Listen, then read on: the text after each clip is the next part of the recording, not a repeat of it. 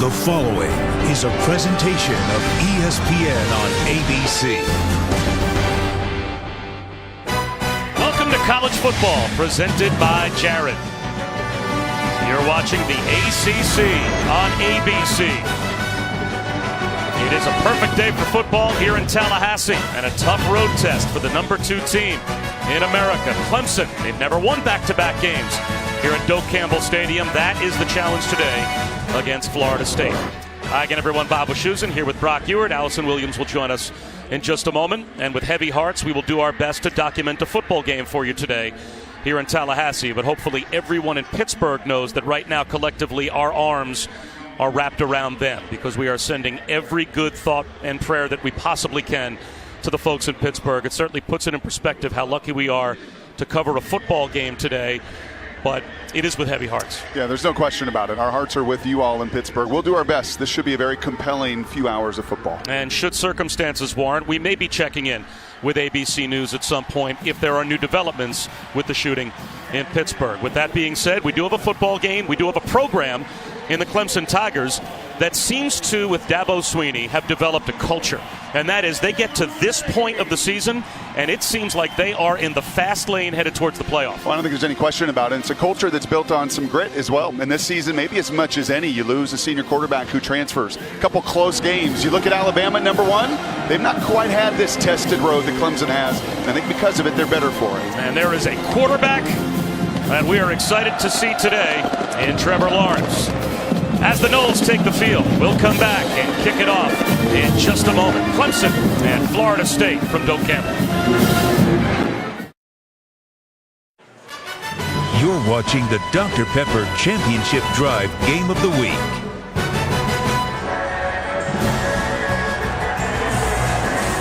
Welcome to Tallahassee, Florida, where the Florida State Seminoles are set to kick off against the second-ranked Clemson Tigers. The Seminoles are fully aware of the multiple challenges this Clemson team presents, but they also see this game as a tremendous opportunity, a chance to prove to everyone what they believe in that locker room, that they have gotten better every week and are perhaps positioned to play their best football of the year against the best opponent that they face. Head coach Willie Taggart told his team to seize the opportunity. He said, you don't ask for permission for greatness. You go out there and you take it. Bob? Well, his offense is going to be out there against maybe the single best position group in college football to start the game, as Clemson won the toss, deferred as you would expect, so they're going to put that defensive line out there against DeAndre Francois to begin. And from a couple of yards deep, Anthony Grant brings it out. And it will not be good field position to start for Florida State. And there's a flag down as we've got Mighty Morphin time. Yes, it is the Power Rangers, as they have nicknamed themselves, the first ever D-line to return 4 All-Americans. They know how to have some fun at Halloween time. They did this a couple of years ago. They visited all of the houses of their coaches. During the return, illegal block in the back. Receiving team. Half the distance to the goal from the end of the run. First down. And Brock, for Florida State, the field position, because of the penalty, goes from bad to worse. Yeah. So backed up against your own end zone, it's going to be DeAndre Francois looking at this group. Yeah, that's a lot of fun as a quarterback, let me tell you. It's also a lot of fun week number 9 to try to figure out what more you could say, and that's why the Power Rangers came out. Because to me, that's pretty emblematic of this group and who they are. The fun they love to have, but everything is together, and that's a nightmare for any quarterback, and DeAndre, especially with the group up front that he's got that has struggled to block this season.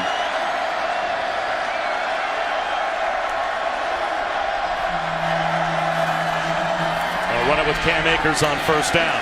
And Akers had his best game of the season, a 2-touchdown game, 98 yards last week in the win over Wake Forest. And not to see Trey Lamar involved in the action. First, second, third leading tacklers are all at the second level.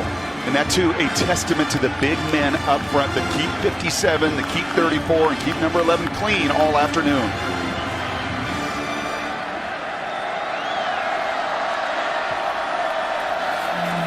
Francois with the quick game. Quan Murray, nowhere to go. Bottled up inside the 10, back to the original line of scrimmage, sets up third down at 10. 1, 2, 3, 4, 5, 6, 7. 7 Tigers flying to the football. They know who they are. They know exactly the strength of this group, and they got a pretty good feel that Florida State's going to want to play this game on the perimeter. And how do you defeat that? You do it by incredible effort and hustle and pursuit, which you saw on your screen on second down. Same formation, flip to the far side of the field. And Clemson shows blitz.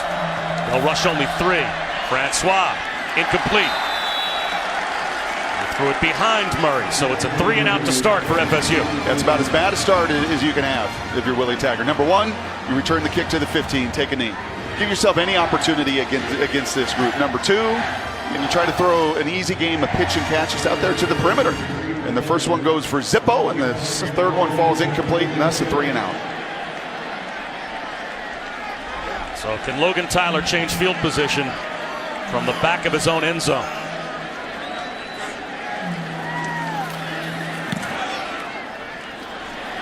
Pretty good kick to midfield, forcing a fair catch right at the 50-yard line for Amari Rodgers. But when you have a true freshman quarterback that has this much talent, it's apparent to everyone as soon as he shows up. And it was apparent to a few quarterbacks that were on the roster that decided to transfer as soon as Trevor Lawrence shined in the spring game. Hunter Johnson ended up at Northwestern. The first 4 games, he shared time with Kelly Bryant, but then it became obvious to all involved that Trevor Lawrence was the clear-cut most talented quarterback for Clemson. Kelly Bryant's gone, so a handful of quarterbacks have left this Clemson program, taking a backseat to the true freshman. Travis Etienne into the heart of the Noles defense, moving the pile on first down for a gain of 4. Had a chance to call the Clemson spring game. Chris Fowler and I were up there, and you heard it there. It took you about 60 seconds on campus, and everybody says it's just different. I mean, he's just different in every way. He's 6'6", he's got a rocket arm, he's got a humility and a poise that are not normal for freshmen. He's a different cat.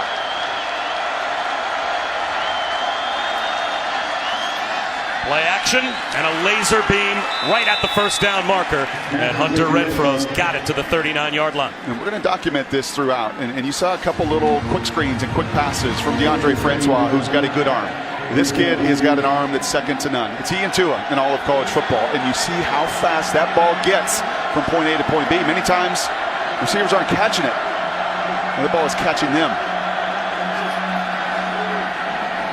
Etienne up the middle. Gain of a yard. Hunter Renfro is awesome. He's been awesome for college football the last 2-3 years. Bob, I can't tell you the number of games you start to watch and he's getting knocked over by the football. I mean, he runs these option routes, especially on third down, and he turns around and he's like a poor catcher that's just trying to get his body in front of these missiles that are often pushing him ahead of the first down marker.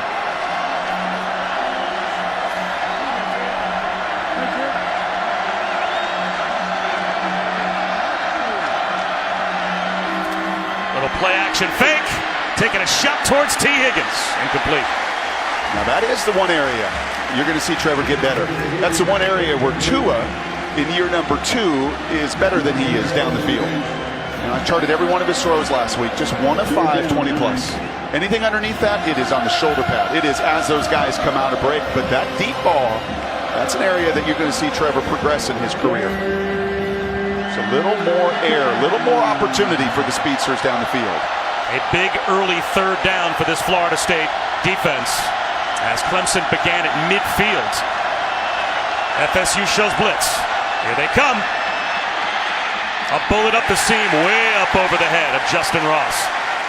That's a great hold for the Florida State defense when you give that offense field position right at the 50-yard line and force a punt. Yeah, that's a nice job on the back end of Florida State defensively, just getting into the lane. Okay, as phenomenal as Trevor is physically, these are many new experiences and playing in this place where the program has not had a ton of success. A nice job there of just getting in his vision. Any quarterback, and especially a young one, wants a clean lane to throw through. And that time on that skinny post, just enough color forced him to throw high and wide. Not enough players on the field for Florida State. Florida State calls a timeout on special teams. We'll step aside. Get ready to learn something with today's Aflac Game Fact. Aflac!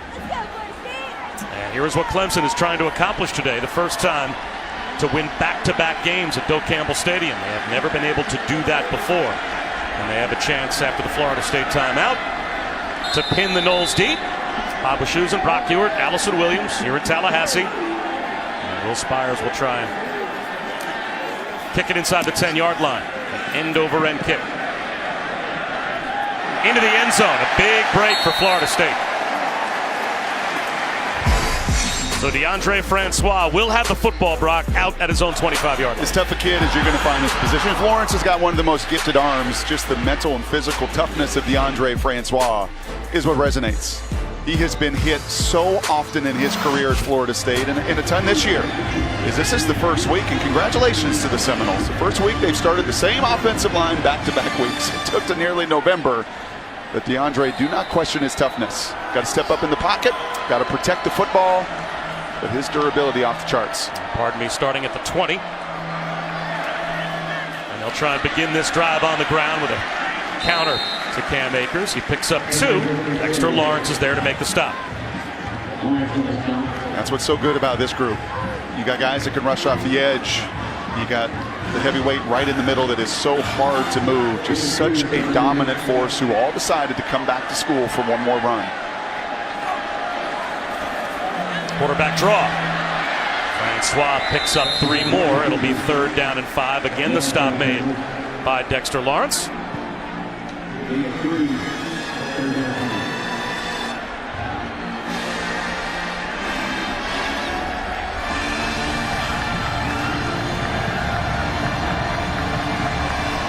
Francois wants to play with tempo. 3rd down and 5.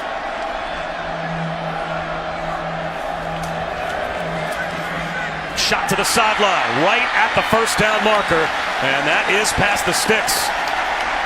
Akers makes the reception, picks up 7, and a big 3rd down conversion for the Noles. And here's the tempo you need. Any tempo coach is going to tell you the same thing. The only way you get it going is to see those chains moving.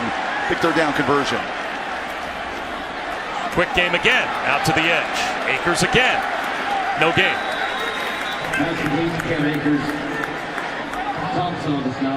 Yeah, Brent is going to provide the juice. He always does. He certainly does. Yes, I think he'd still like to play. 7th year at Clemson as the defensive coordinator, and boy, being his get-back coach has to be a physical job.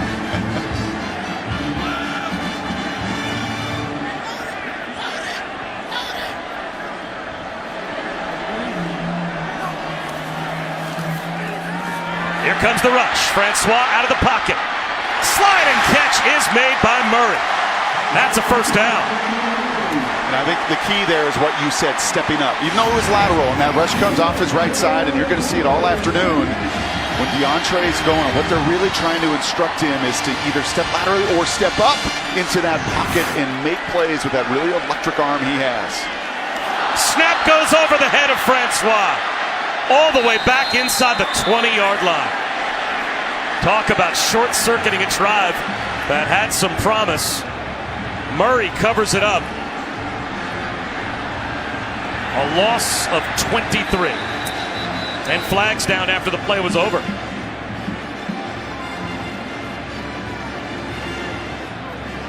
Yeah, that was going to be a run play in the center. Alec Eberle is trying to get to that block, and he knows blocking the Dexter Lawrence's. He's got to get right on those guys, because if he doesn't, the play is over. Unsportsmanlike conduct. Number 3, offense. Half the distance to the goal. The down counts. 2nd down.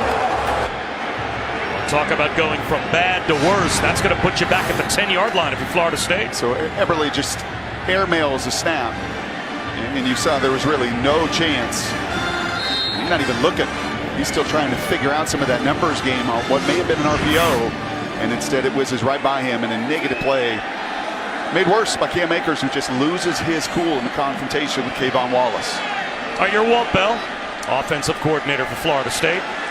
Where on the sheet does it address 2nd down and 43? That's when you turn to the receiver coach and say, "You like anything here?" Oh boy, at the 10-yard line. I'll run it with Traquez Patrick, and he'll pick up about 3. So now it's just buy some real estate for your punt group and don't turn it over deep in your own end. Hey, this is pretty cool, though. Watch Cam Akers, the running back. Not cool to get a penalty, and no coach is going to like it. But Kayvon Wallace is talking a little noise to DeAndre, and who comes and has his back? Cam Akers, former quarterback he himself. I like that. Don't come and talk noise to my quarterback. We always think it's the big guys that got to protect the quarterback. That's not the case. Running backs, receivers can absolutely do the same.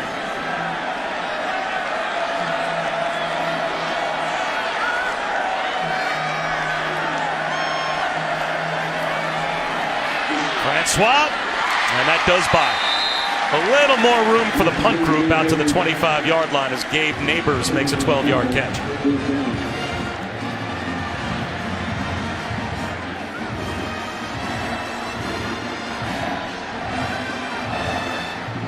So now we'll see what type of field position Clemson ends up with as Amari Rodgers is at his own 35-yard line to receive this punt.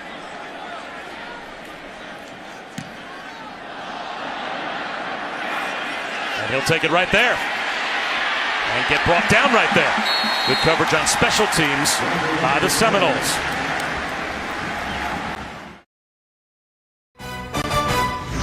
College football on ABC is presented by Jared. Dare to be devoted. In part by Burger King. Get 10 crispy chicken nuggets for just $1 only at Burger King. And Buick, proud partner of the NCAA. I have no home. Like, this is my home, you know, destroyed, you know. I can't come here and sleep and, you know, can't come here and do anything but look. Janaris Robinson's home decimated by Hurricane Michael earlier this month. The walls turned to rubble. His recruiting letters strewn about like garbage. His family left homeless. But thankfully, due to an NCAA-approved GoFundMe account, $108,000 has been raised for him and his mother, Sharon Duncan, to help rebuild their home and their lives. And it is amazing to see him out here working with his team, committing himself to football, and he does so with his mother's blessing and encouragement that she will be okay. Well, Michael devastated the Panhandle and part of the Gulf Coast. And to help victims of Hurricane Michael, please go to redcross.org/ESPN. And you can be a part of helping out a lot of folks like Janaris Robinson and his family who lost everything.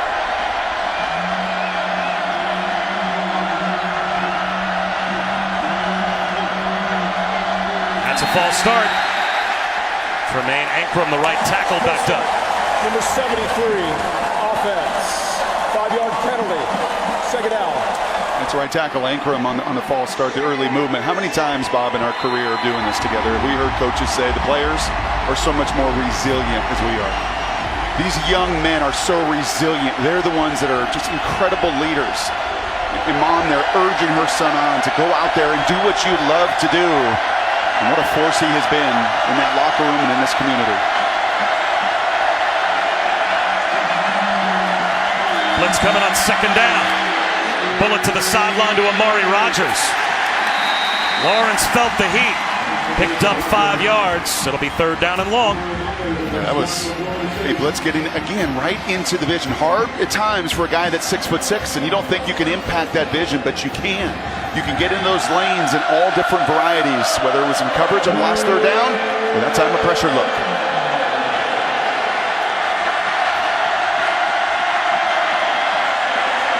Probably worth noting, no starting center. Falcinelli is out, concussion symptoms. Cervenka, the right guard, sliding over to center. And looking at another FSU blitz. Lawrence off his back foot, has to throw it away.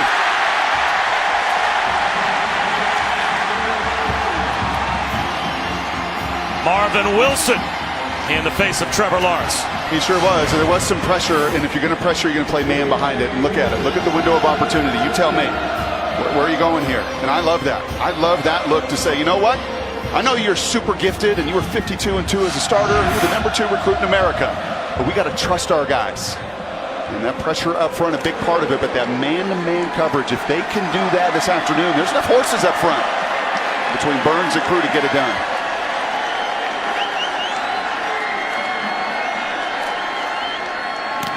Shanked punt. It'll be great field position for Florida State. Spires off the side of his foot.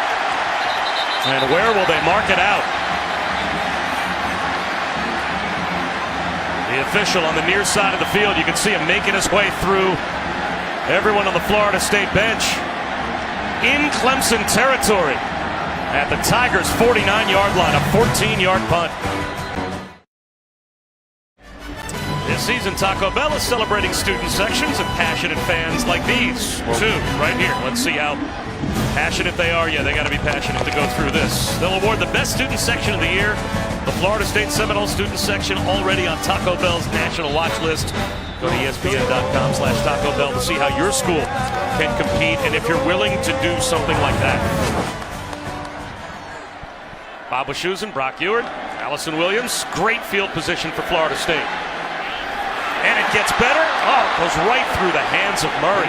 That looked like a good pass from DeAndre Francois. And a missed opportunity now, Allison? Yeah, guys, but I have the opportunity here to be with Garnet and Gold. It's a tradition that goes back 20 years since 1998. They're members of the Baptist Collegiate Ministry. I'm going to talk to them and try to avoid the glitter here, so I'm not wearing this the rest of the game like they are. I have one question, Gold. What takes longer, to get the glitter on or to get it all off? It takes longer to get it on. It takes about an hour on and 20 off. Really? What's the trick to getting this off of your body? So we go back behind the shed and we just hose off, use some Dawn dish soap, and scrub it as much as we can. All right, and how long after a game do you still show remnants of the gold? I'd say up to a week.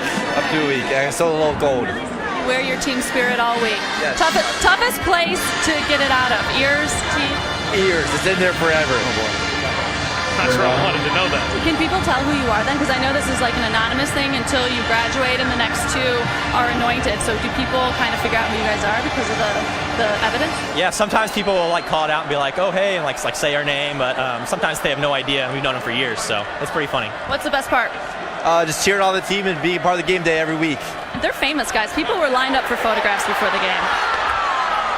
Well, Francois loses the ball on 3rd down and 9, so Florida State does nothing with the field position. They're going to have to punt it away and see if they can pin Clemson deep. And you see the pressure. You just can't live in 3rd and 9 and that first down drop, and it absolutely was. You see just the whole crew, and including even secondary members getting involved in the blitz. Tanner Muse, I love it. The shoulder pad right into the belly of Francois there, but that drop by Murray on 1st down. Those are the opportunities. You only get so many good pitches to hit against this defense, and that was a swing and miss. Called that a fumble, although it looked like DeAndre Francois' arm may have been coming forward. Only cost Florida State about 5 yards. And Logan Tyler forces a fair catch inside the 20-yard line. 35-yard punt. Tonight on ABC, a Big 12 battle. It's number 6 Texas in Stillwater to take on Oklahoma State. 8 Eastern, 5 Pacific here on ABC and live on the ESPN app. So you can watch anywhere. Is Texas worth their national ranking as far as you're concerned? Yeah, I think this has a lot to do with beating Oklahoma, who was just absolutely rolling and unstoppable. They're going to face adversity as so many ranked teams in the top 20. Like this Clemson team going out on the road in conference. Dangerous things happen. We see it every year. A rollout for Lawrence on 1st down. Renfro makes a diving catch for a gain of 4. Renfro's a guy you're going to see get an opportunity at the next level. Just love that guy. Now, Trevor Lawrence is the most skilled. Renfro's going to lose every way in. He's going to lose every 40 time, but he's going to win every chance he gets in one-on-one situations.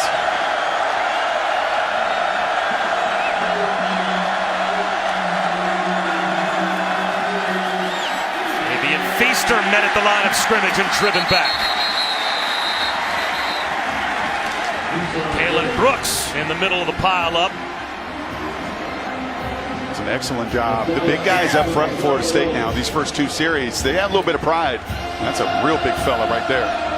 But they've got a little bit of pride on their side when they're going up against what they are, with the other defense. It gets nothing but talked about all the time. You see the big freshman Cooper that was running off, but staying square and giving yourself a chance in these 3rd and 5+ situations to, again, look at the coverage. Face mask to face mask, man-to-man coverage. Delayed blitz. And a catch made for a 1st down by T. Higgins. Out to the 35. He picked up 13. Renfro's a guy that is around the hash marks, running lots of option routes. But on the perimeter, their boundary receiver is Higgins. And they've had some good ones at Clemson. They just keep growing them up. But Mike Williams was a top 10 pick. This is who he profiles to in a few years. A beautiful job of using his hands to get out there on a well-placed 3rd and 6 conversion.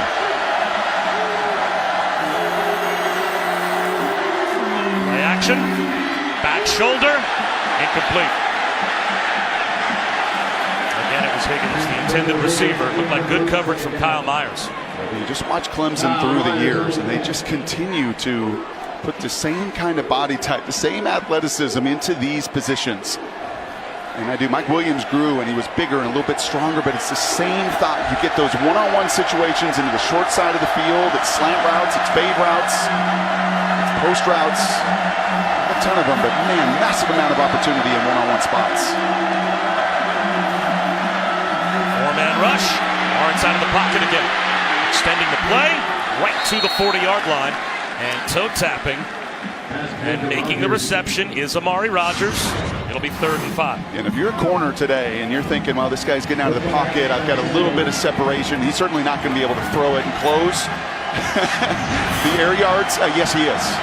It's almost the way that folks used to talk about John Elway. Yeah. And when you think about comparable arm strength early in a college career, he throws fastballs. 3rd down and 5. Blitz. Dumps it off to Feaster. Bottled up by the nose. It's a loss of 4. Yeah, there was no chance there, and I know why you call that. You're thinking some man-to-man coverage, right? You've seen it already on the previous 3rd down. So if we can get our linemen out in front of this screen, then you can have some success. But you don't fool the defensive linemen who've been all over it this afternoon. And a nice job by Brooks, who beats the blockers out front. Simply nowhere to go. Florida State defensively showed up. And we saw this against Miami a couple weeks ago. And this is what Allison was talking about in the open, that this group is getting better and developing and growing in some confidence. And that's 3 really good series against a dynamic offense. There's the first tackle for loss this season for Waldenski-Ame. And forces the punt. It's going to take a bounce. Into traffic. Did DJ Matthews come close to touching that football? Came up with it back at the 15-yard line.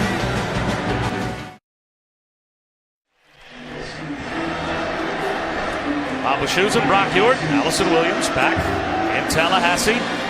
Where so far the defense for Florida State, Brock, has been the story, because Clemson has had terrific field position and they have not been able to get inside the Florida State 39-yard line. Feels a little bit like conference play, doesn't it? And you know your opponent very well. And the Florida State group that is uber talented, whose defensive guys are sick and tired of hearing about this #2 team in the country and are rising to the occasion like these guys are. Francois, jump ball, intended for Murray, and that's incomplete. Once again, just pressure right in the face. Get used to it. If you're DeAndre Francois, you laid your head down in bed last night, and you repeated to yourself, I'm going to get hit, and it's okay. I'm going to get hit, and it's okay. I'm going to get hit, and it's okay. Because you are, and it's going to come from everywhere. And that time, Christian Wilkins just absolutely embarrasses Mike Arnold, the right guard. And this is a group up front that is troubled and has been troubled all season to find consistency. Did that work for Brock Ewart back in the day? Never. But I still find myself doing it at times. 2nd down and 10. That's Murray in motion. Man-to-man to the top side of your screen. Instead, it's Murray on the bubble screen. And he fights his way forward for a few yards. It'll bring up 3rd down and 6. But it's the diversification of this defensive line for Clemson is just so unique, and they're going to lose them all.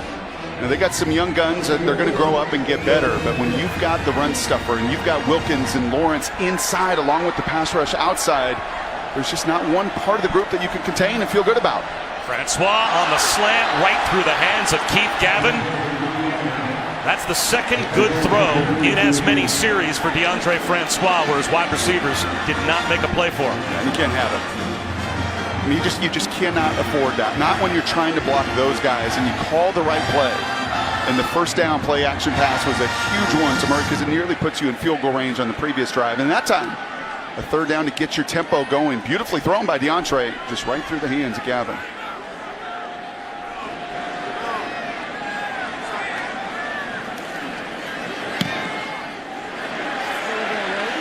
Pretty good kick from Logan Tyler.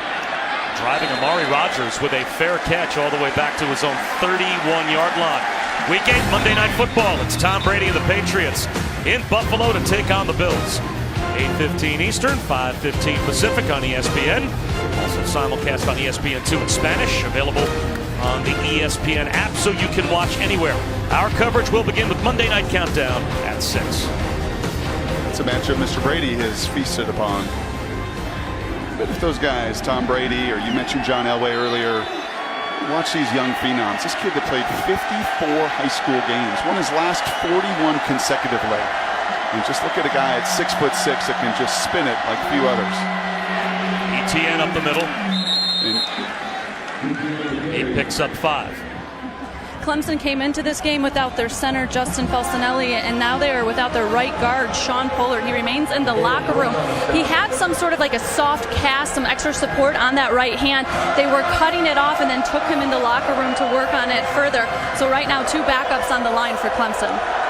Falcinelli and Pollard combined for 43 starts in their careers. See how that impacts the rest of this game. Play action. Right up the seam, in stride, it's Ross, the true freshman. Waiting for a blocker and getting dragged down inside the Florida State 25-yard line. That was a beautiful little throw. A run-pass option there. You run on first down, you suck up the linebackers and safeties, and it's got to go right over the head. Right over the head of the safety Samuels there. That can't be one of those rocket shots. It's got to be over the head, but enough velocity. And a catch and run, it was Westbrook, the safety, that tried to get in that lane, but he couldn't. Justin Ross picks up 41.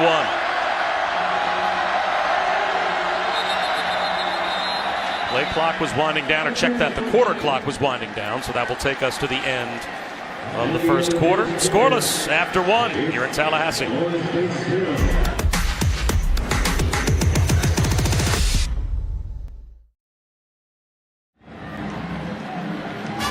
Welcome back to college football, presented by Jared.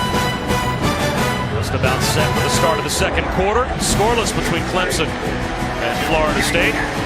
Number 2 team in America had outscored their opponents collectively in the first quarter 52-9 this season. Coming into today, Florida State holds them scoreless, but good field position to start off the second quarter for the Tigers. Lawrence down the sideline for T. Higgins, and that might have been a throwaway as much as it was a shot for Higgins. Kyle Myers there in coverage again. Yeah, there's no question. That ball wanted to go to the field on a little bubble screen to the running back, get people out front.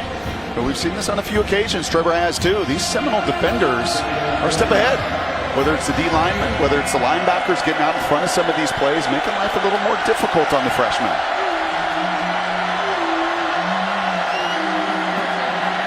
Lawrence, well protected. That ball batted in the air and it falls incomplete. Frederick Jones gets a pass defensed at the line. Now it's 3rd down and 10. And if you're not going to get home, then, put your paw right in front of the fastball, or maybe your forearm, and that will leave a mark tomorrow, I guarantee you. Because that thing's something about 60 miles an hour. But Jones and Christmas and Burns and Ame, they've all been difference makers on this front 4 in the first quarter. Frederick Jones, the nephew of Marvin, a Hall of Famer here at Florida State. 3rd down and 10. 5-man rush. Lawrence floating one down the sideline. Jump ball for Ross, and it's incomplete. Well defended by Asante Samuel. That's big-time recruit on big-time recruit. 2 guys that are as good as anybody in America last year. And that is beautiful coverage there on a guy in Ross that is shown us before. He can go up and get it. This one high school. He was the #1 recruit out of the state of Alabama, and not bad in the spring either. I think Asante knew a thing or two, got right up into his body and forced that incompletion in this field goal attempt. Officially from 40. Greg Hugel. No good. Flag down after the field goal attempt. And did Hugel go down, and is that the penalty? Personal foul, roughing the kicker, number 26, defense. Half the distance to the goal, automatic first down. That's Jonathan Vickers. And a mistake you cannot afford if you're Florida State. Well, that's a turnover. It won't show up on the stat sheet as a turnover, but that's a turnover. And that's as obvious as it gets. You have to get out of that kicker's opportunity to swing his leg and land. And you see the special teams coach. That's 2 occasions. He got yelled at earlier for burning a timeout on a punt. And that is much worse and much more problematic. Double numbers. That is Asante Samuel. So right after Asante Samuel got the pass defensed in the end zone, The true freshman makes the unmakeable mistake, and it's a first down in the red zone. Watch the bottom of the field if you get a one-on-one with Higgins. They'll run it instead with Etienne. Almost broke free, instead dragged down at the 10-yard line, a gain of a couple. Adonis Thomas was able to get a hold of the jersey of Travis Etienne. And Etienne's had a hard time getting going. And credit those lanes being a little bit smaller up front than what Etienne has felt all season long. And I think Dabo is saying you got to run through those tackles. Exactly right. You got to get up there and hit it. This Florida State guys came to play today. Dabo knows it. He recruited some of them and tried to get them to Clemson. So you don't have any time to hesitate. You may have against Wake Forest, but not against this crew. It has got to be explosive in north and south. Only 5 carries for 13 yards so far for Travis Etienne. Came in averaging 8.2 yards per carry. Number 2 in America. A rollout here for Lawrence. Low throw, scooped up by Renfro.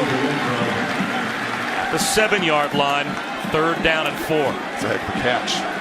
That's that rub route. Mr. Watson had a pretty famous game-winning play on that little rub route sprint out. I think, if I remember right, Hunter Renfro has had some success in the past with a pick play in this area of the field. It's not a pick, it's a rub. Yeah. So says the bitter old quarterback. 3rd down. Huge. And a long 4, close to 5. He's got the one-on-one if he wants it to Higgins now to the top of the field.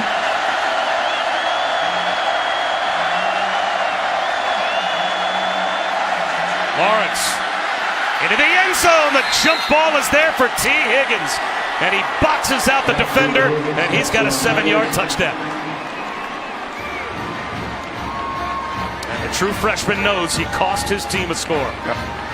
You only have so many opportunities offensively and defensively, and drop passes have killed the Seminoles offensively. And then defensively, when you get off the field, well, you're just going to have some of these matchups. And A.J. Westbrook is doing all he can, not a perfectly thrown ball, but enough to allow Higgins to extend those long arms, those monster hands, and put 7 on the board for Clemson. There's a true freshman kicker, B.T. Potter, in for the point after. Sneaks it inside the right upright. Clemson, on the strength of the Samuel penalty, scores first. Mayhem does indeed begin, presented by Allstate. It begins Tuesday. We're getting ready for the CFP rankings release. Who do you think's going to be on top? We both threw our strikingly similar top 6 out there. The only one we disagree on is where LSU and Notre Dame might line up when the first playoff rankings come out.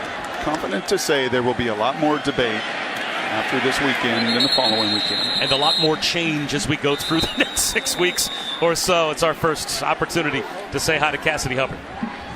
Hey guys, and now let's take a look at a performance above brought to you by Jersey Mike Subs. Wake Forest, Louisville, both looking for their first conference win. Sam Hartman to Scotty Washington puts the Demon Deacons up 21-7 in the second. Bob, Brock, Allison, back to you. Boy, what a year it has been for Louisville.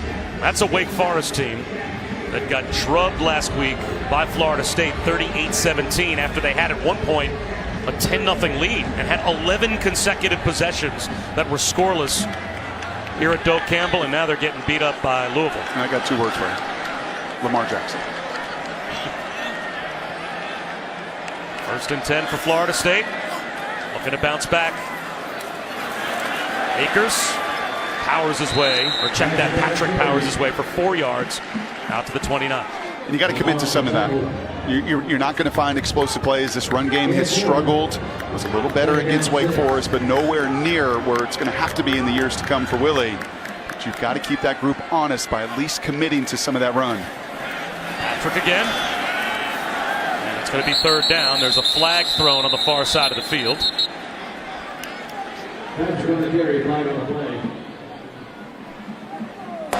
Illegal formation. More than 4 players in the backfield. Offense. 5-yard penalty. 2nd down. Yeah, none of the 3 receivers to the field. Not one of them got himself on the line of scrimmage. And these are things that drive Willie nuts. He told us yesterday, as many of these coaches do, but especially head coaches that call plays, you got to execute. And then the things you can control, especially the pre-snap penalties or timeouts or guys on the field. And then ultimately, when there's a pitch and catch, and there's a slant route or an over route that you catch 10 out of 10 in practice, you then got to do it when the lights go on. Bad news for Florida State. They lose the 5 yards. The good news, they get the down back, so it's 2nd down and 11.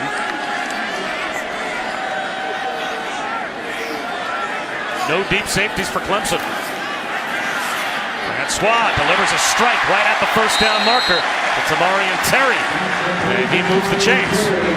Guys, we've seen Francois take a few licks throughout this game. He knew that would be a part of the game. And the thing that I love about him, more than any quarterback I've covered, it's like he feeds off that physicality. He told us as much yesterday.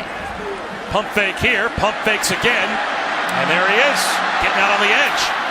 Well, if you're going to play against this Clemson defense with any kind of enthusiasm, you better feed off physicality.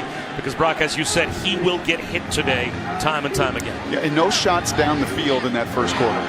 You know, Willie said, we got to win this game on the perimeter, and that's fine. And they've tried to throw the quick screens to no avail. I think eventually here, you've just got to say, we've got to take 5 or 7. And we've got to throw the ball and push it down the field. But that is the one area on the perimeter that they felt like they had an opportunity and a matchup chance. I think in these next 10 minutes or so, you're going to see some shots down the field. Off play action here to the sideline, incomplete. Trayvon Mullen is there in coverage. He's getting an earful from Brent Venables. Yeah, he was blocking. And we saw this a couple times last week, too. These Florida State receivers are just down the field. And there's a lot of gray area that Brent Venables is trying to figure out with this offense, too. And so are the young Seminoles. And the young freshman there is just out downfield blocking, not even looking for the ball. And the crowd reacts thinking it's pass interference. But you got to run a route.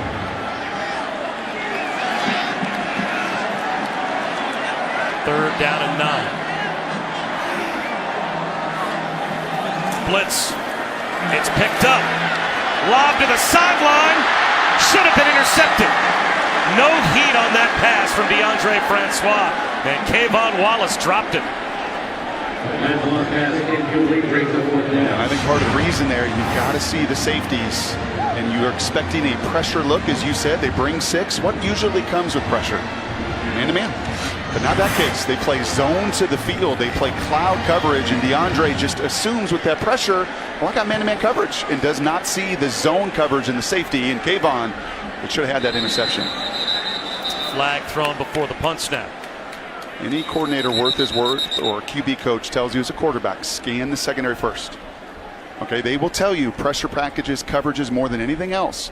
But then post-snap, you got to see it as well, and that time he did not. And Venables throws a lot at you. He is a fun one. He's got an immense amount of talent to work with and such a variety of skill sets. But Brent does such a terrific job coordinating and utilizing. There's no foul for a false start. 4th down. The flag picked up. So we'll start again. And once again, the heat will be on Logan Tyler, the punter. See if he can change field position.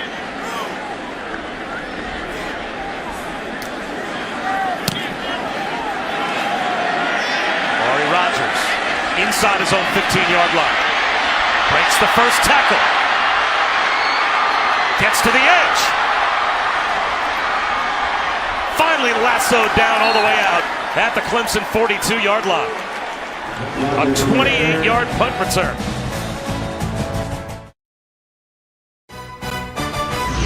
College football, presented by Jared on ABC, is brought to you by Pacific Life. Experience the power of Pacific. And Samsung QLED TV, the official TV of ESPN College Football. Got some fun stuff to do here with Charlie Ward, the '93 Heisman Trophy winner. Back in Tallahassee, a little virtual reality. Still moving on good. Game day. You tell me that was 25 years ago? That's crazy. What happened? Bob Wischusen and Brock Ewert, Allison Williams. Really good field position again for Clemson. They have dominated field position here in the first half, and they've got the 7-0 lead.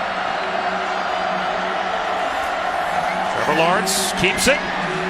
Looks back down the sideline. Underthrown and incomplete. Intended for Tavian Feaster on the wheel route. That's a couple different times now. That throw down the field. Right, that's the one thing. The fastball is absolutely there. And for Trevor, I think sometimes when you throw the football so hard, and he has tremendous touch. I mean, he's got every gift that you want. But it is those throws down the field of just really still ripping it. And you can still rip it down the field with touch. That's the biggest step in his game to grow.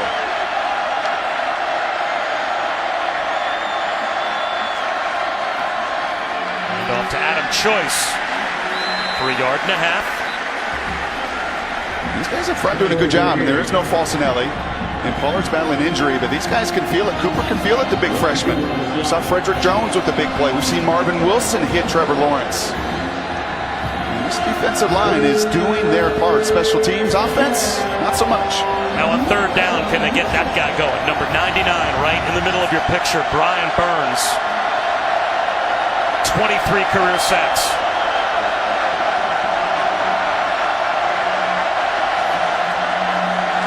Lawrence, low throw. It is a catch for a 1st down. T. Higgins got his arms under the football at the Florida State 45 to pick up 11. Wow, those arms and those hands have been something else today. Touchdown reception. He sees the fastball low and away, and yeah, I think he does. And maybe just as importantly, it's his elbows and forearms that he's trying to squeeze that football. Trevor Lawrence wants to go quickly.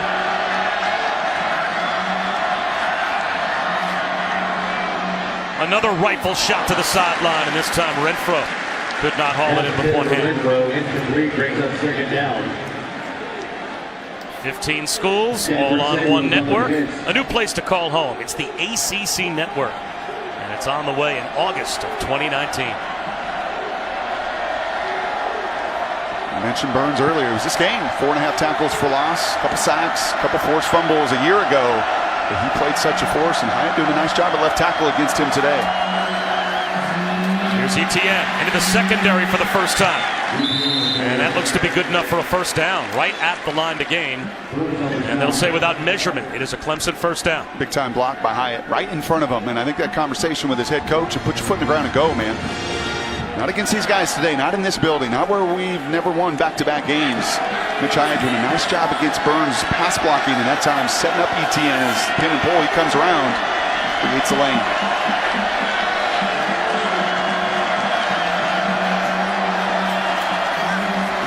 Etienne again.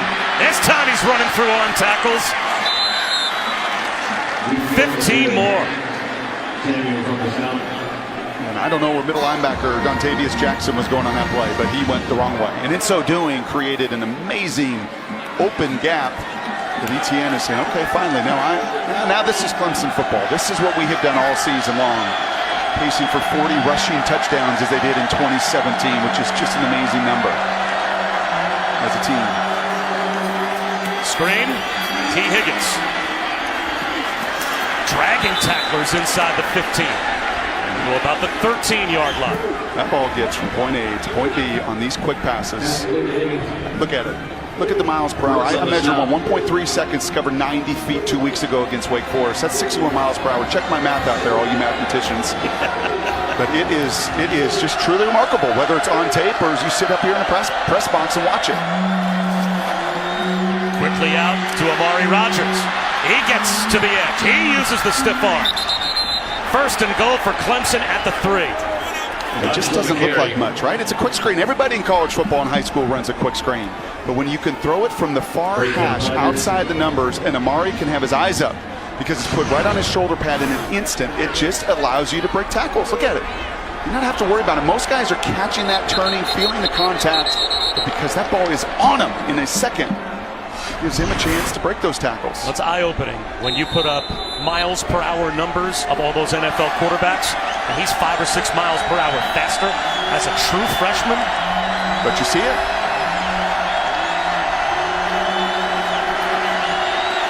This time a throw with touch at the front pylon for the touchdown to Higgins. They did a beautiful job on the previous possession, getting him into a one-on-one with the safety. They do so again. I mean, those are just mismatches, and it doesn't take a senior to figure out. True freshman could say, yeah, my guy's pretty good, and he's a whole lot better than a safety. And it was Nasruddin that time. It was Westbrook on the previous possession. It is what they do, man. They play with tempo. They get their guys into the matchups and the one-on-one situations, and then ultimately, well, they win them a whole lot more than the defense does. Good to see Greg Hugel able to get back out there after he was roughed.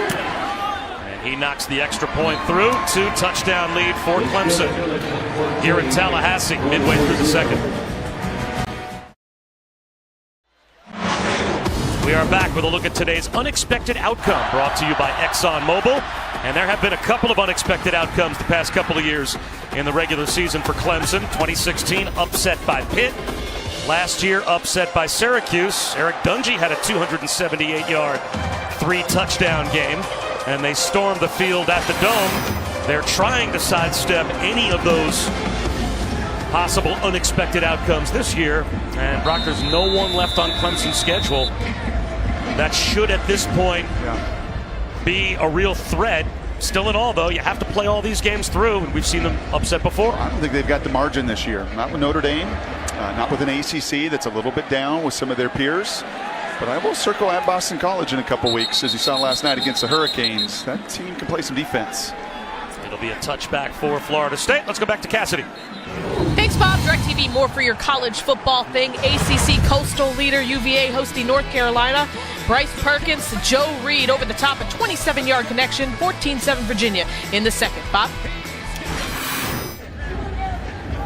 All right, Cassidy, thanks very much. That's Clemson and Florida State in the ACC as well, and it's a 2-touchdown lead for Clemson. How big is this possession now for the Noles? Huge. And you got the ball. Clemson deferred. You just not gotten anything going. I mean, hard to do anything. So the drops that played a role, staying on schedule. And the Clemson offense that has found a little bit of rhythm on the other side, you just can't give the ball back to. Francois, little check down, getting loose as Naquan Murray. Spins all the way out to the 41-yard line. Florida State feels like they are so close to getting something going on offense. Receivers coach David Kelly telling his guys, you got to run your routes harder, you got to be physical and get separation. DeAndre Francois talking to each receiver about the coverages they're seeing and where he needs them to be. Well, right now he needs his protection to hold up, and instead he takes off and picks up 5 on the scramble. I don't really know how you miss Dexter Lawrence. I mean, he's about 330 pounds. He's sitting right between center and guard, and both of them decide not to block. And good thing DeAndre is nimble. Pretty good protection this time, and a strike to the sideline right at the first down marker. And it looks as if Tamorrion Terry came back to the 50-yard line, so he's a yard short. So here's a 3rd down and 1. Again, they want to play with tempo. They have to get set. Cam Akers almost broke free. Picks up the first down. That was a better job by Minshew and Ellerby right in the middle of that line. A double team there, and you can see Cam saying, if I could break that one-arm tackle. Those two big boys did enough on that 3rd and 1. And I like Allison's point, and the receiver coach too. You've got to just play physical. Everybody does. Play top speed against one of the top teams in the country. Clemson spends a timeout on defense. Clemson leading Florida State 14-0 as we continue Dr. Pepper's championship drive game of the week. And this season, for every field goal and extra point made by participating universities, Allstate will make a contribution to the university's general scholarship fund. Thank you to Allstate. You got a play action shot down the field for me here? Because I'm calling one. Tamorrion Terry has got to get a ball. One of the next 3 plays has got to be something pushed down the field. Here's a first down in plus territory. There's the pump fake. And there's the shot to the sideline over the head of Naquan Murray. For a second, it looked like they wanted to fire one down the seam. Instead, the intermediate route thrown by Francois, and he misses it. He does. And that's one you got to get. What was it? Chip Kelly, week number 1, way back when, said explosive plays.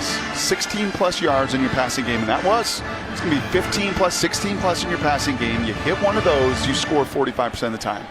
If you don't get an explosive, especially against elite defenses, you're not going to get a sustained drive to score.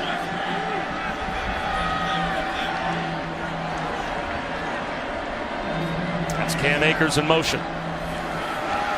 They'll run it with him. Driving his legs and being driven back by Trayvon Mullen.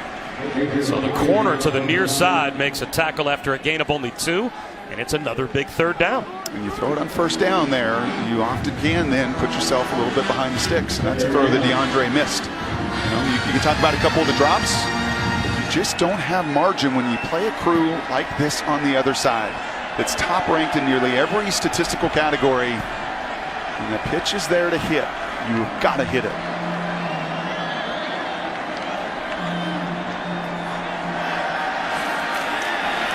Francois hoists one down the sideline. Flag down. Francois was hit. They blitzed DeAndre Francois. Austin Bryant provided the pressure, and there's the call. The passer, number 12, defense, 15-yard penalty, automatic first down.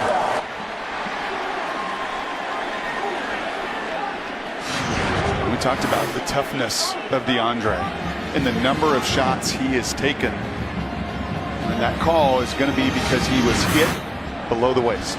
Kayvon Wallace drew the flag. And Jim Blackwood, who was our referee in the booth, longtime supervisor and on-field referee in the WAC in the Mountain West. What's the rule there, and what are the officials looking for? On that one, they're looking for the low block. That's the new rule they put in a couple of years ago, just like the NFL. It's the low block on the quarterback. And if you look at it, you'll see him go low. Dangerous at the knees of the quarterback. That's a big break for Florida State. Keeps the drive alive. Akers, jump cut, lost the ball in the backfield, and he got it back.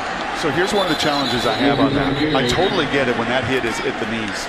You're asking these defenders to not target, right? You've asked them to change their strike zone, so you do not want to come to the head or neck. So you can see Kayvon here. Where does he hit him? Where does his shoulder and his helmet hit him? His contact is to the waist. His contact to me right there, Jim, is to the waist rather than now. The impact with his lower body and force does roll into his legs.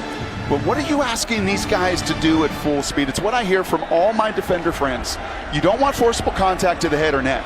And if I target the waist and it just so happens I fall into his legs, what do you then want me to do? It's a fair debate.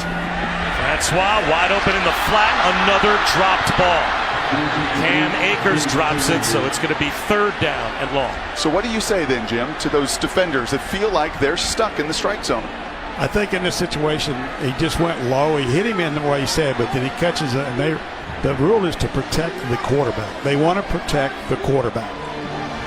And I get that. And if I'm a quarterback and I'm an offensive coordinator, you know what I do?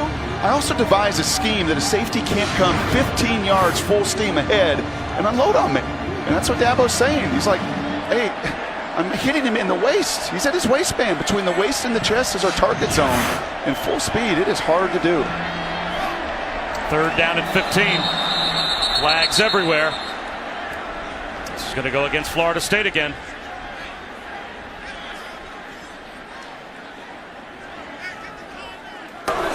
Full start.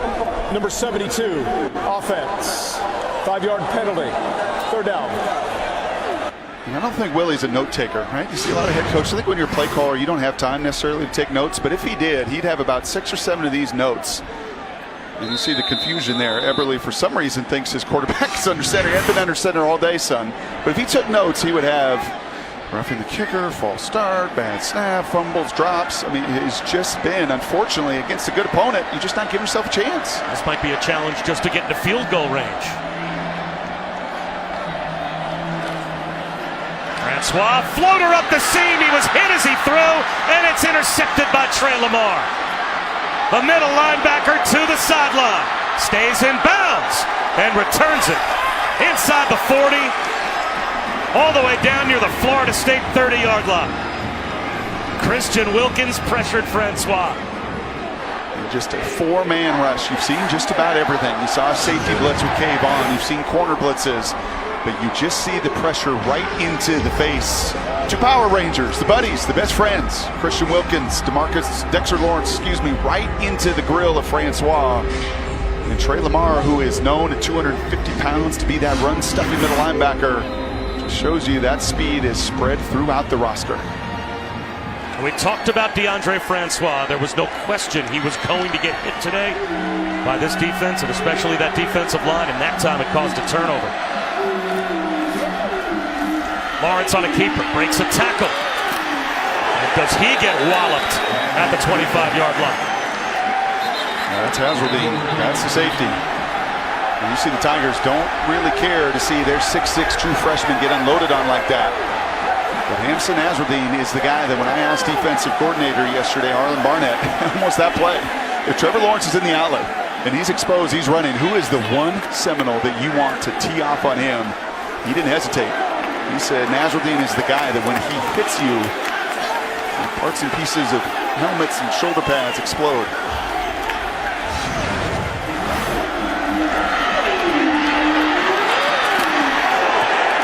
Is that crown of the helmet? It looks like this might be a targeting foul that is initiated from the replay booth, because they are going to have our referee get on the headset. And is that crown of the helmet forcible contact to the head or neck area? He is not a defensive player. He is a runner. So it has got to be the crown of the helmet. Got to be the crown of the helmet. And the indicators here, Jim Blackwood, that they are looking for in the replay booth are? The only indicator that they're looking for on a runner is the crown of the helmet to any part of the body. Not just the head neck area, any part of the body. Can I take that a step further and be real geeky here? Yeah. Where is the crown as it is defined? Is it that top of the face mask or is it the top of the helmet? It's been defined as just above the face mask all the way around like a bowl. And I think he does. It's basically the rule that the NFL has now adopted. Do not initiate contact with that linear body position using the crown of your helmet. Do not lead with the crown. And he had a big call last night. McDonough and Blackledge in their game, the Boston College game. They ultimately did not call targeting. It was buzz down. They wanted to take another look, but is the crown of his helmet? Yeah, it's the top of his helmet that's hitting the job. And to your point, it could have hit the ribs. After review, there was targeting on the play by number 23. Defense. He is disqualified from the game. Half the distance to the goal. Automatic first down. The clock is correct and will start on my signal. Now, I think a lot of people make a fuss when it's over protecting the quarterback. I kind of do. It's funny. I kind of still do. But this is about protecting Nasruddin. This is not even just about protecting Trevor Lawrence. You're trying to protect the defensive player as well. Protects against him. It's the most dangerous spot you could put your head and neck is when you spear or use the crown of your helmet. Well, Trevor Lawrence took a headshot and was knocked out of the Syracuse game right at the end of September. And that became an amazing comeback win engineered by Chase Bryce, the redshirt freshman, who, of course, is one of, as you can see, a couple of freshmen on the Clemson roster. The only player in the quarterback depth chart that has a career start is Trevor Lawrence. So Nasruddin leaves, Clemson back in the red zone. Lawrence taking a shot to the end zone. Flag out. A.J. Litton was there in coverage for the Noles. T. Higgins. Yeah, I think this is the right call. That left arm's wrapped around Litton and it turns the receiver. And the minute you do that, you can have your left arm at times around that off arm. Interference. Number 12. Defense. By rule, the ball will be placed at the 2-yard line. First down. He's grabbing for whatever he can. He ends up grabbing the wrist here and he's turning. He's got his wrist, but it's the turning action there. It's grabbing that arm and that wrist, and it's turning that wide receiver, and you're going to drive a penalty. 7th Florida State penalty, and it's first and goal at the 2.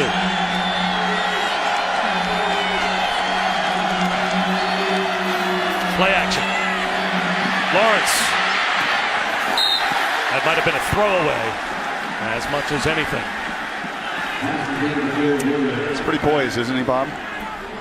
You can see why Dabo and the rest of the crew just raved about him. He was up on campus an awful lot over the last few years. He never wavered from his commitment.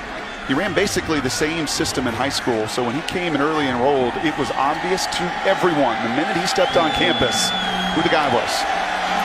I just love these unflinching. This really doesn't matter what's going on in the game. He does not waver.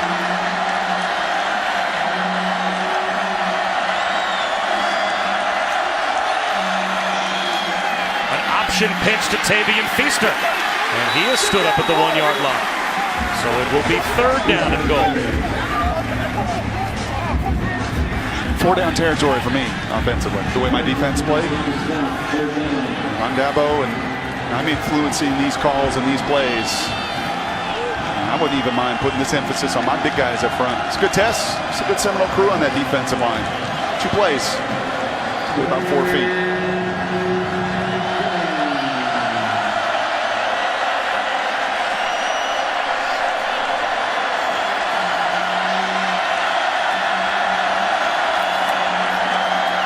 They're going to give it to Wilkins. How about that? That is tough to stop. That's the fridge coming right at you. Christian Wilkins lines up in the eye, and he comes downhill. Oh, no, it's not the fridge. The fridge was Dexter Lawrence. He was the fullback that was right in front of Christian Wilkins. You have never seen in college football 700 pounds nearly in the backfield. Never. And poor Dexter doesn't got anybody to hit. He's running clean through the lane. And wow, that is awesome, man. Big guy's dream right there. That is not even a fullback dive. That was ISO. It's a 42. Wow. Bugle with the extra point. 21-0 Clemson. Must be fun to be a big guy playing for Dabo Swinney as we're back in 30 seconds.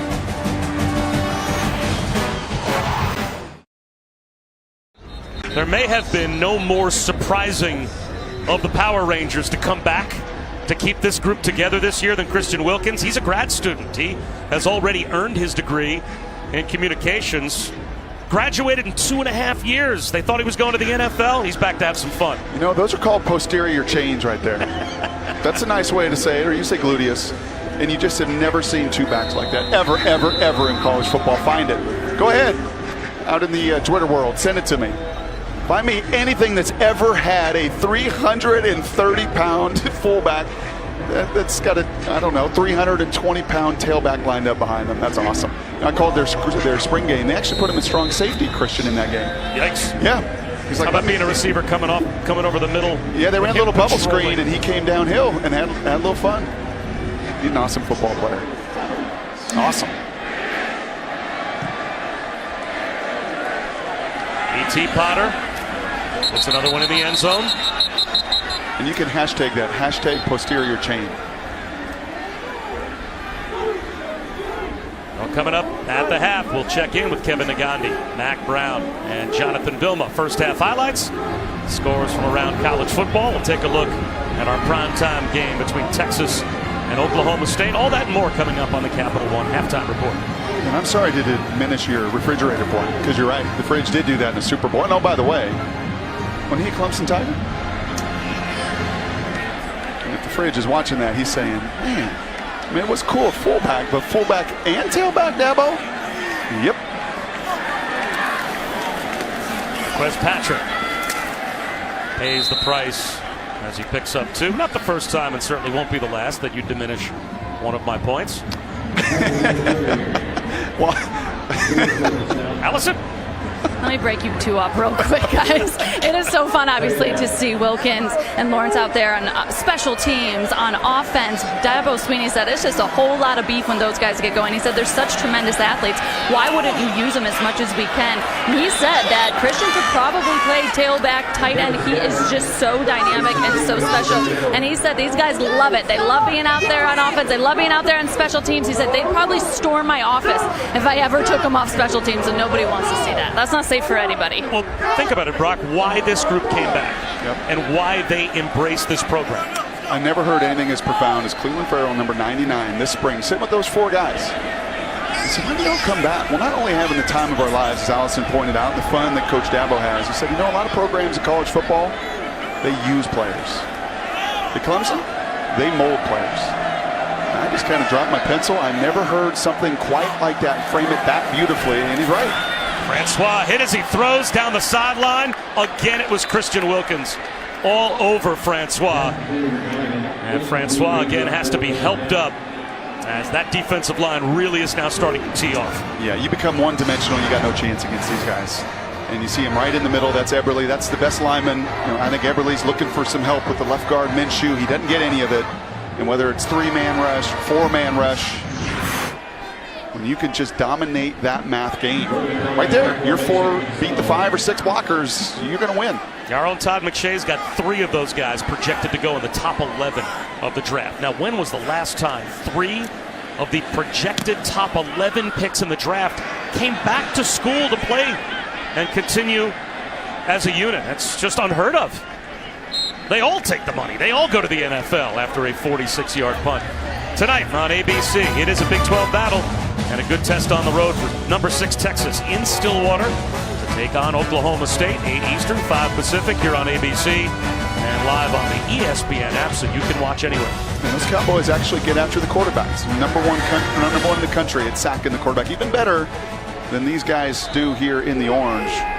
What they do against the run and the pass, what they can do out of so much scheme. And you know what? They came back to be molded, not just as football players, as young men too. And they're playing their best ball of the season right now, totally trending upward. Lawrence on time to the sideline to Travion Thompson. It's just different. I mean, it just stays on a line. You're just waiting to see a little bit of trajectory or something, and it doesn't. I mean, it just stays on a frozen rope, and it really doesn't matter what the route is or how far down the field.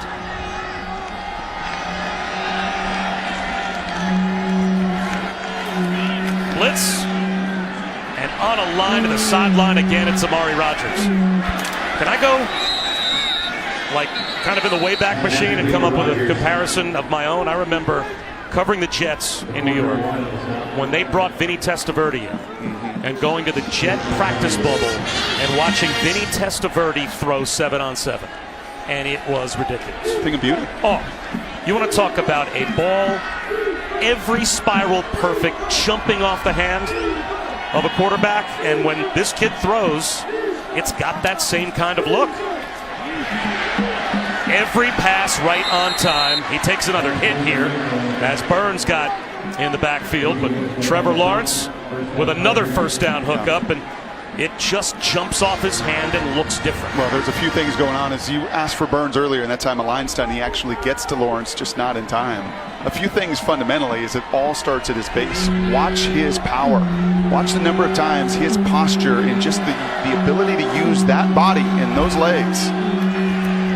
He beats the blitz again to T. Higgins. Higgins weaves his way inside the 15-yard line. And the kid down in Tuscaloosa, too, is the same thing. As you see a Seminole that is down. But both of those guys, it mechanically all starts there. And then they just use their body, they rip it. And, you know, he's played 54 games of high school football. This is not your freshman who enrolled early. I mean, this is a guy that has been groomed and ready for this moment. He took away the starting job from his high school team, or for his high school team, basically as an 8th grader. They invited him to spring football practice with the high school team as an 8th grader. Wow. And then he became, of course, the starter as a freshman, won a couple of state championships, and won his last 41 high school starts. Just keeps it rolling here at Clemson. And again, an injury timeout on the field. We'll step aside for 30 seconds.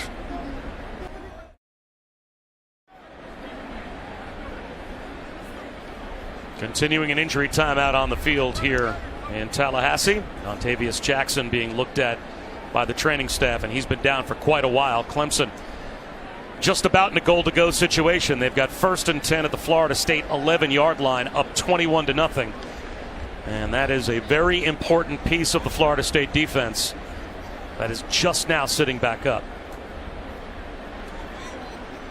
Bob Wischusen, Brock Ewert, Allison Williams here at Doe Campbell Stadium, and just hoping that Dontavius Jackson can get up to his feet.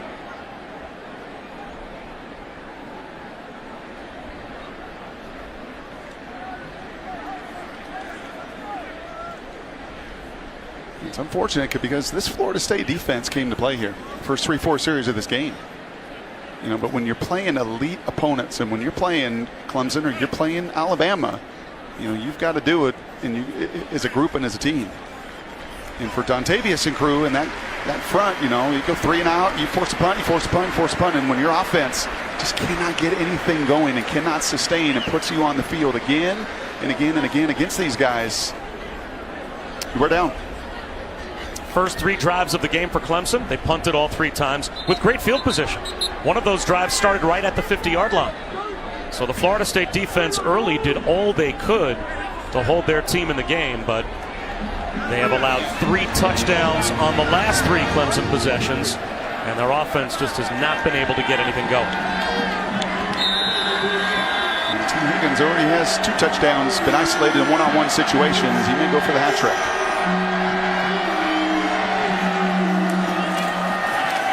Feaster inside the 5-yard line, driving his way down to about the 2, maybe the 1.5. That might be just about good for a first down. Or the starting middle linebacker goes out, and what do you want to do? You want to run right at it as you see another Seminole down. That's Stanford Samuels, the free safety, slow to get up, and now he's down on one knee.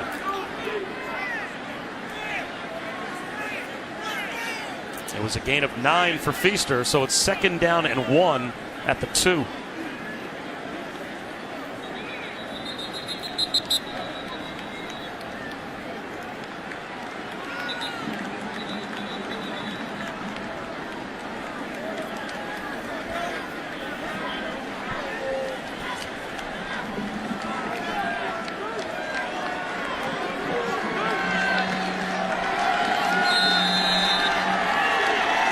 They've got Feaster lined up as the I-back. They'll instead give it to Garrett Williams, the fullback, and he's in for the touchdown. 4 straight touchdowns on 4 consecutive possessions for Clemson. I bet there's a little part of Garrett Williams that says, you know, I do all this dirty work all season long. I don't ask for much, but then you put Christian Wilkins in and you let him score a touchdown. How about you let me in on the party, and all Willie can do is hands on hips. He knew his margin today was going to be so slim. Had to play a clean game here with the first touchdown running of his career. Got to feel pretty good as well. Well, Dabo Swinney was a walk-up. But he takes pride in making sure that every guy that he feels, regardless of where they might be on the depth chart, that warrants some playing time, touching the football, getting a chance to be in the spotlight, he wants them all to have that experience. Last week, they played 56 players in the first quarter against Wake Forest. Or against NC State, pardon me. And there it is. Every year, your roster's different. This year, our roster is full of guys we trust, guys who deserve to play. I believe you play the guys who deserve to play. Well, that means even if I've got guys that are 3 deep, 4 deep on the depth chart, they're going to get a chance to get in the game for Clemson. And it's really cool for us to see how great the culture is and how wonderful all this is. It's so much better when the picture does it. I mean, seriously, that's Christian Wilkins, and he's coming out. He knows he got to celebrate a touchdown last time, but the guy that has worked his butt off, who has earned this opportunity to get his chance to score as well, that's as cool a picture as we've seen this season. That's college football.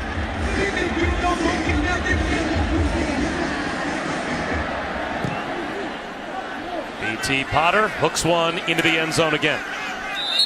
And Trayshawn Harrison will take a knee. And I believe it was Mr. Wilkins, Christian Wilkins, that when Trevor Lawrence got announced, after Kelly Bryant left, the senior, and Kelly Bryant leaves the program and he wanted to do his thing, it was Christian Wilkins that took Trevor Lawrence to breakfast that week. Said, hey, I just want you to understand, we are all here for you, that this family, that this culture, this thing that we've created, you know, to take the time out. He's already graduated. He's done his thing academically. He probably got independent studies, maybe a little bit more free time. But he wanted to make sure he pulled that freshman aside to let him know that they would have his back and do all they can from that defensive perspective, that he wasn't going to have to do it alone.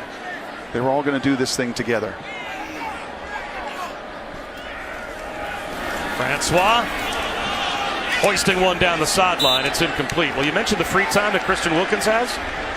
Well, he uses it from time to time to earn $80. Here he is, substitute kindergarten teacher.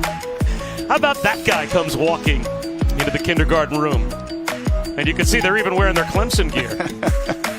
But he has substituted in all different grade levels. At one point, he went out of his way to be asked to be placed in the special ed classroom as well. He's just a different kind of guy. Flags down, false start. False start. Number 74, offense. 5-yard penalty. 2nd down. I think it was also telling that Willie Taggart, when he went to Oregon, where'd he go? Before he took that job from South Florida, where'd he go and study in the spring? He went up to Clemson. He wanted to see what Dabo was doing.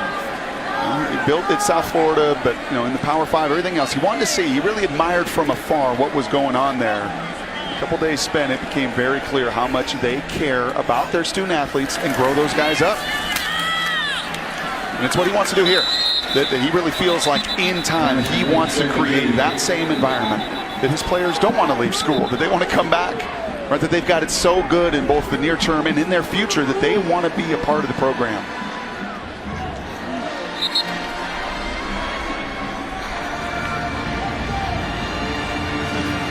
.49 seconds to go in the half. And Clemson will spend a timeout here to try and save some time for their offense, see if they can get the ball back to Trevor Lawrence again. And I'm not sure how many of the boxes you think Clemson checks, but just the physical box. From the times you've seen them this year, do you think that they are the most physical team in college football outside of Alabama? Just if you put those two teams, if that ends up being the national championship game we get, are they legitimately on Alabama's level physically again? Yeah, I think they're pretty darn close. Yeah, I think on their offensive line, probably not. I would probably give the edge there to Alabama. But I know with no game this weekend, there's probably a few Crimson Tide fans that are watching this game, that are watching it really closely. In fact, and maybe even some of the coaches, because these two are on a collision course for one another. And I think both of them have made a lot of choices, including Trevor Lawrence being the starting quarterback, to really gear up and play towards that matchup. And off to Cam Akers. And it looks like Clemson will call their final timeout of the first half with 51 seconds to go. And they will get the football back. And I think Dabo Swinney knew way back when that decision was made, and to tell Kelly Bryant, who won a lot of games, who took him to the playoff, and who was a tremendous leader and a great guy on that team, that Dabo Swinney knew if he's going to beat what Nick has down the road, I've got to have this Trevor Lawrence guy. You know, I've got to have that guy that can just, both with his physical skill set, much like Nick Saban did at halftime of a national title game last year, that said, if I'm going to beat this Georgia team last year, I'm going to need a Tua to come in here and just change the environment with his skill set. That's exactly as they geared up for this thing through the spring, through training camp, through the first 4 weeks, that it was going to be this guy's job. And in talking to Tom Blackledge last week, who called the NC State game, said these guys are trending upward at just the right moment, just when you want them playing their best ball, and you're seeing it again today. Returnable up against the sideline for Amari Rodgers. He's going to try to use speed, turn the corner and get a block. Breaks a tackle. Amari Rodgers finally brought down inside the Florida State 35-yard line. And if you're not just doing it with your defense, and you're not just doing it with your offense, well, you've also dominated the special teams phase of this game today. That's the second big return for Amari. T. Martin's boy that is just understands his role too. The ball can only go so many different places. So if I get an opportunity to be a punt returner, then I'm going to change the game in that capacity too. As you said, T. Martin, his dad, the offensive coordinator at USC, but of course won a national championship back in 1998 at Tennessee. Just about went to play for Dad at USC, but then said, you know what, Clemson called.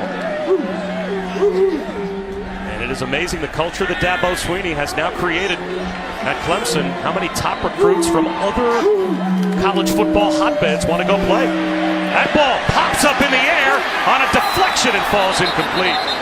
Flag down in the offensive backfield as Brian Burns finally got home, and we got a couple of Knowles down as well. Burns is one of them, along with the freshman Robert Number Cooper. 75, offense, 10-yard penalty, first down. I think you said Brian Burns' name, and the moment you said it, he's made some impactful plays, and that time 99 just simply beat Mitch Hyatt. And the senior left tackle said, you're not going to get to my quarterback. I'm going to try to hold on as much as I can. He fell right on top of his teammate Robert Cooper, and Cooper is still down, and even Burns walking off with a limp. I mean, this is one of those games right now, if you're Willie Taggart and you're Florida State, you're saying, uh-oh, because of what is looming ahead on this schedule too. I mean, how many guys have we seen leave this game? Middle linebacker Jackson leaves this game. Samuels, the safety, leaves this game. Cooper, your nose tackle, your freshman, leaving this game. Burns hobbled. And though what's staring at you is at NC State, at Notre Dame, BC, and Florida. Wow. And they have the hardest remaining schedule, at least based on our metric, our FPI, for the rest of the season. And it has been a long time since FSU didn't finish a season with a winning record and go to a bowl game.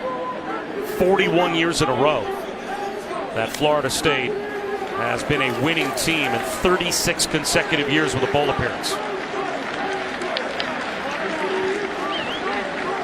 And this is the kind of game that can be so damaging, I think, both physically and, Allison reported right at the beginning of the game, talking to Willie Taggart, that they've gotten better, that they felt over the last few weeks that they had been trending upward. That Miami game they gave away in the second half up 27-7.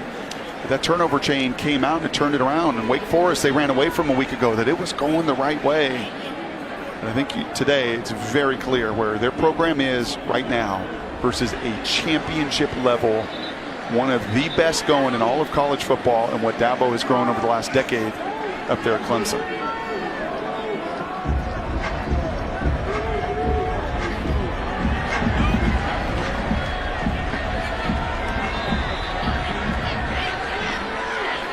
Tigers are out of timeout, still have 29 seconds. 1st and 20.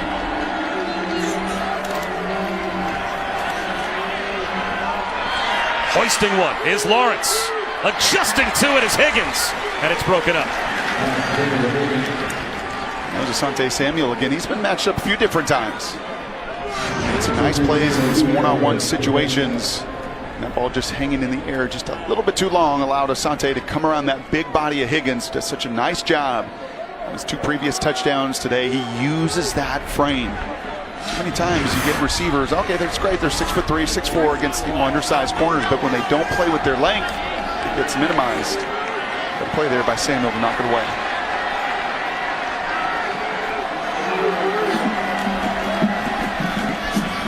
Lawrence, that's complete to DeAndre Overton, and that at least gets Clemson in field goal range. They pick up 15, and they stop the clock with 17 seconds to go in the half. That window is so small. I can tell by your call right there. That was thrown in between 3 guys in zone coverage.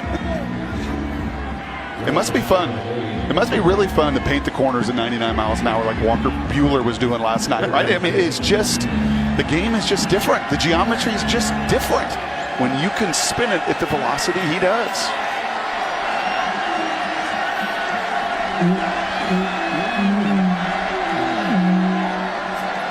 False start.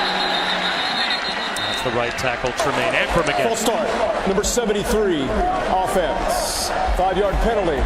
3rd down.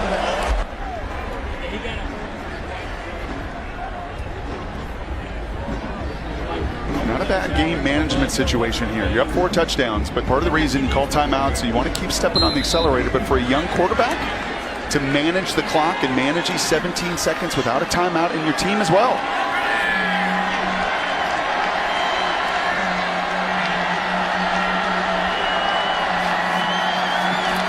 Four-man rush. And that's to the sideline with 12 seconds to go in the half. Now it'll be 4th down. Marvin Wilson got back and put a hit on Trevor Lawrence. I'm not sure if they feel like they're in field goal range here. It looks like the offense is staying on the field for 4th down and 11. Certainly plenty of time with the clock stopping in college football after a 1st down to run up and spike it. If you are able to pick up a 1st down here.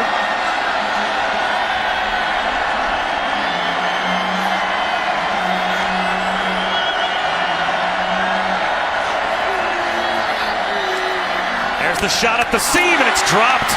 It was there. The tight end Brayton Galloway couldn't hold on, and so Clemson turns it over on downs with 8 seconds to go in the half. I think that ball just surprised the freshman. It was on the back shoulder. Again, zone coverage, and this thing comes out so hot and fast, and you could see it right on the back shoulder. I think Trevor, if he has that over, especially with a freshman tight end who is a tremendous hooper, just played a couple years of football, I think that young freshman will go, you know what, I got to get my head around that much faster, but, on the other side of that linebacker. And Trevor would want to put that one on the front shoulder. Francois takes a knee, and that will take us to halftime. All Clemson in the 1st half, 28-0, and they'll start the 3rd quarter with the football. Coming up after the break, it is going to be the Capital One halftime report. 28-0 at the break for the Tigers. Welcome back to college football, presented by Jared. You're watching the ACC on ABC. Just about set for the start of the third quarter here at Doak Campbell. All Clemson in the first half as we take a look at our first half stats. Brought to you by Charles Schwab. The scoreboard tells the story, and then all of the statistical numbers. Throw in 8 penalties for Florida State in the first half as well, Brock. And not hard to see why it's 28-0. Yeah, and that's 38 plays for Florida State. 38 plays. I mean, the defense for the Seminoles came out and they had a number of stops early. And ultimately the offense just getting in their own way. Just drops and false starts, and snaps over the head, interception. Just a collection of errors that you just cannot have against an opponent the quality of the Clemson Tigers. That's Brock Ewart. I'm Bob Wischusen. Allison Williams with us here in Tallahassee as well. Returnable kick to start off the second half for Darian Kendrick. All the way out near the 10-yard line. Tries to turn the corner. It's another good kick return for Clemson as he reverses field again. Gets a couple of blocks. Out to the 40-yard line or so before he's run out at Clemson's own 39. Time for our Pacific Life game summary, and those miscues beginning with the Asante Samuel roughing the kicker that set up the first touchdown of the game, Brock, for Clemson. It piled on from there. Yeah, and you could see it. That was special teams coach there, and you just giving the Clemson group the opportunity to get in rhythm. And Trevor Lawrence and Clemson threw it a whole lot more than they ran it. I think that may change here in the second half as they will look to grind this clock. They will look to grind the line of scrimmage. Trevor Lawrence, they've said it all along from the day he enrolled. He never looked and felt like a freshman. He certainly didn't in the first 30 minutes either. Travis Etienne, quieter in the first half than he normally is, averaging close to 115 yards per game, number 8 in America coming into today. As he started the second half off with a 3-yard gain. Yeah, just 7 carries in that first half. And in fact, a little bit of an earful, I think, from Dabo as well, or encouragement of make sure you run hard. In the last couple possessions, including ripping off a 15-yard run, a big part of that. Slants there for Amari Rogers. He gets free. A foot race for the pylon, and they're not catching Amari Rogers. 58-yard touchdown. Goodness. I may have to retract, Bob, something I said to you a couple times this afternoon during the break. I said, you know what they really need? They need that guy that runs 4.4, that when he catches it, he's just gone. You got a lot of big receivers. And I think Mr. Rogers said, hey, that's me. I did on 2 punts. And now I catch that little slant route. You break 1 tackle, and instead of being caught, you're running away from the 4 and 5 stars on the Seminole defense. That's impressive. B.T. Potter adds the point after, and Clemson pouring it on. Welcome back to the Dr. Pepper Championship Drive Game of the Week.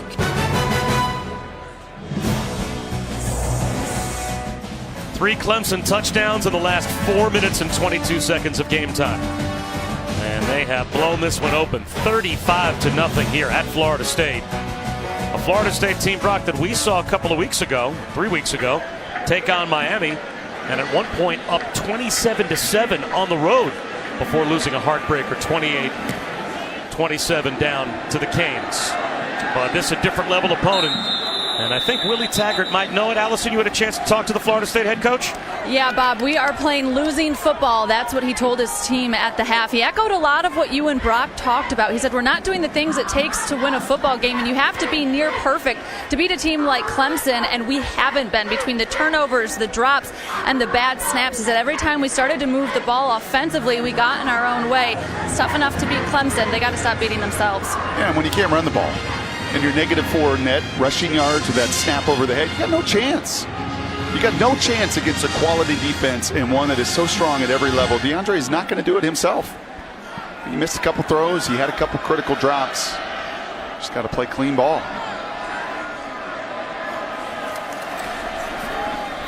Cam Akers, about 4 yards on first down. When we met with Willie Taggart last night, and not to reveal his game plan, but he did tell us part of his game plan was to take shots. Well, shots are built off play action. Yeah. How does play action work if you can't run the football? Akers looking for a cutback lane. This time he lost a couple of yards. So there is the run game. 4 yards forward, 2 yards back, and it's 3rd down and 8. Well, I think you know the answer to your question right there. It doesn't work. it doesn't work. And then ultimately, to take those shots down the field, you have to protect too. And it's just in all phases. At halftime here, I was kind of walking the hallways, talking to fans, and they say, "Is Clemson this good, or is Florida State just struggling this bad?" And I think it's a whole lot more of the former. That these guys just take your game apart, and when you're an elite team that is just rich with seniors and experience, they have the opportunity to do what they're doing this afternoon. Looked like Cleveland Farrell jumped. I don't know if he induced a false start or if he was drawn off. False start. Number 74, offense. 5-yard penalty. 3rd down. That's a senior Derek Kelly that he knows in 3rd and 8. Right? I've got Cleveland Farrell. It's going to be a first-round pick. I better get off the ball. It just all unfortunately builds upon itself. Well, Florida State's got company. This is the 9th time in the last 13 games dating to last year that this defense has not allowed a first-half touchdown. So they're used to having a pretty sizable lead at halftime and smothering the opponent. Swing pass to Akers. He's thrown down by Kayvon Wallace as he goes out of bounds. So players have to be separated.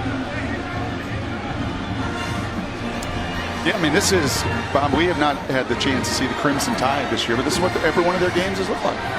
I mean, I've seen crossover tape of Dabo's, I think, matchup that he knows can be coming if they play their kind of game the rest of this season. If they play anywhere near their ceiling, they're going to be in that playoff. But this is exactly what Alabama has done weekend after weekend after weekend, and now what Clemson's done the last 2-3 weeks is their young freshman quarterback's feeling really good about his game too. Amari Rodgers lets it bounce. Sideways hop. Pretty good hop for Clemson as it finally rolls dead at the 37-yard line. So good field position again for Trevor Lawrence when we come back. College football presented by Jared on ABC is brought to you by Nissan. Innovation that excites. And Wendy's. Get Wendy's delivered right to your door with DoorDash. Enjoy no delivery fee during game day all season long. That's a football player right there. Derwin James, All-American, spending some time with some Florida State fans pregame here in Tallahassee. Bob Mashusa, Brock Ewert, Allison Williams back at Doak Campbell, where it's back to the offense for the super freshman Trevor Lawrence and the Clemson Tigers with a 35-0 lead.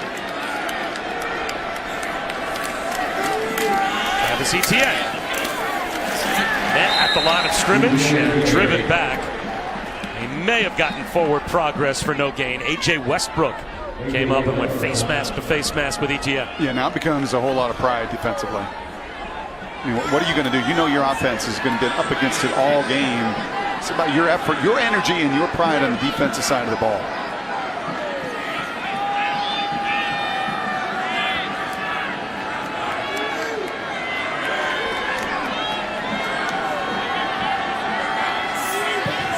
A blitz and a tipped pass just behind the blitz. As Trevor Lawrence tried to find the underneath shallow crossing route, and it got deflected at the line. You know, one of the things that Dabo was saying to us yesterday as well about Trevor Lawrence was some real steps over the last couple games. In fact, 8 different times in that Wolfpack game that he was owning the line of scrimmage, just like that, where he was changing the protection, where it wasn't about the center and the seniors up front communicating it, but he was taking ownership of that line of scrimmage.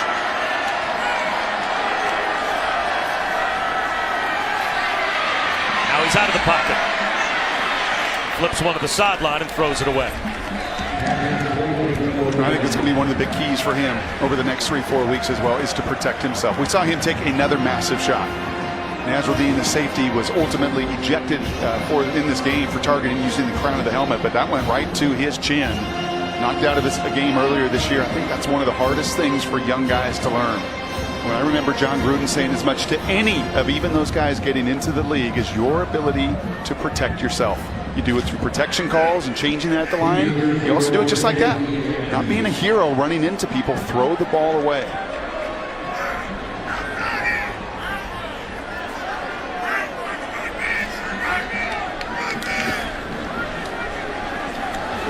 Little rugby-style kick from Spires, allowing his coverage unit to get downfield, and fumbling the ball is DJ Matthews. And this will be a recovery at the 10-yard line for Clemson.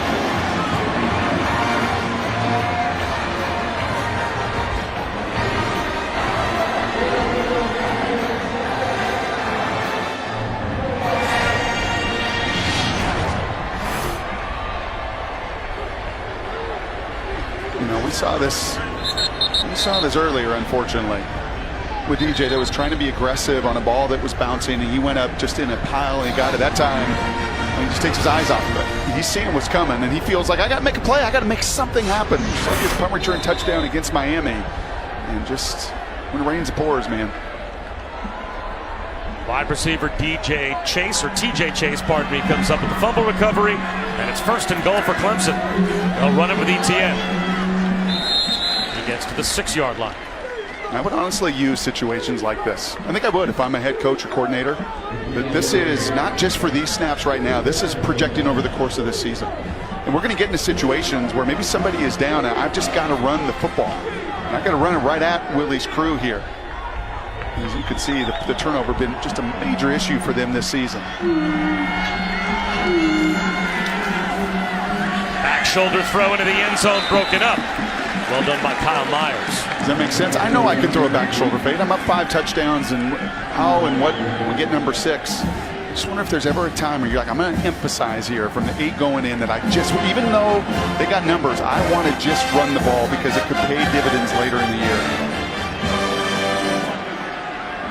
And obviously Dabo's thinking, you know what? I want another touchdown, so maybe the 2nd and 3rd guys can get in this game too.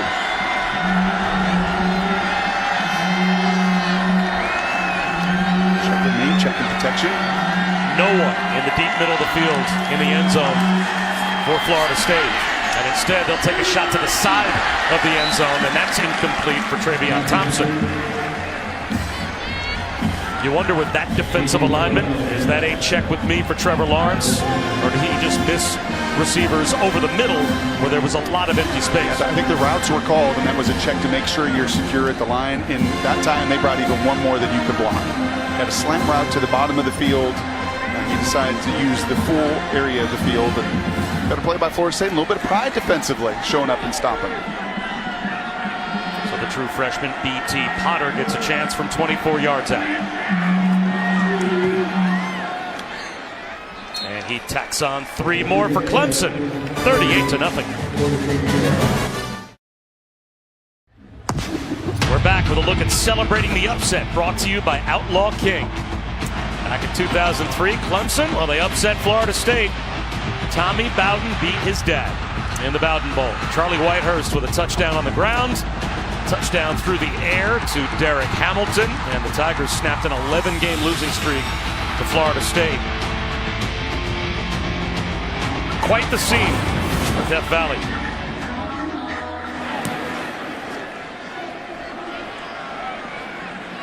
And this one is returnable. As Trayshawn Harrison with a flag down gets out across the 20-yard line.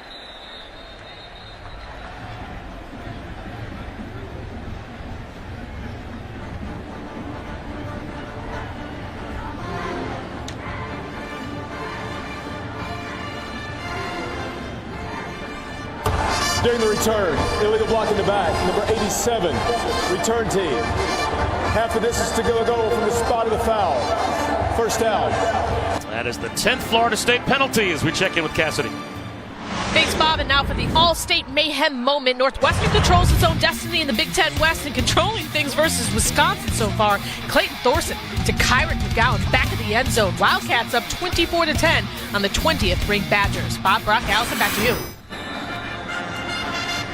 So if Northwestern can hold on to that lead, they would move to 5-3. They're having another solid season under Coach Fitzgerald. And Akers to the right of DeAndre Francois. After the penalty, the Noles start at their own 6-yard line. Francois from the goal line, and that one is deflected up and out of bounds. We had a sense that Mr. Francois was going to take some shots. This is a group up front that has been much maligned, that has just struggled to protect, and then you're going up against the best defensive line in college football, and maybe the best personnel group. If it just by position, if you took any positional group in all of college football, You'd be hard-pressed to find one as deep and talented as Clemson, and DeAndre knows it. From the end zone, down the sideline. Intended for Terry. Flag down. Trayvon Mullen was trying to stay with Tamari and Terry. Pass interference, number 1, defense, automatic, first down. So Trayvon Mullen, the cousin of Lamar Jackson, commits the penalty. And Brent Venables there on that sideline. He doesn't like any part of this. An awful lot of hand contact between the two of them. Terry's a big receiver, doesn't mind some of that contact. There's a little pushing, but ultimately a little too much shoving, and Brent Venables not a fan of that call.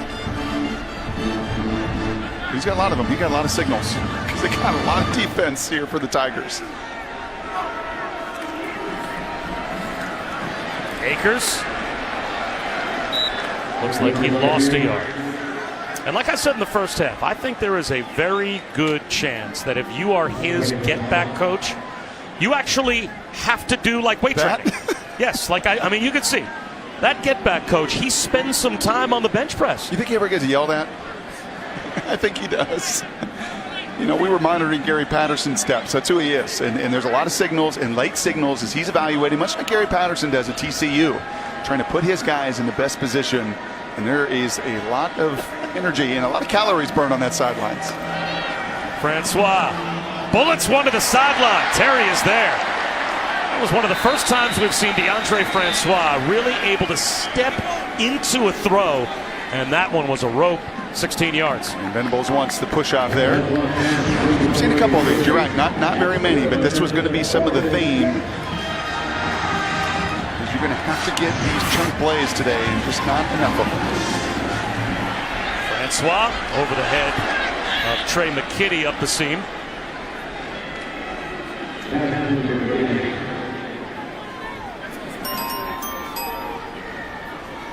Looking forward to Tuesday night at 7 on ESPN. The College Football Playoff Top 25.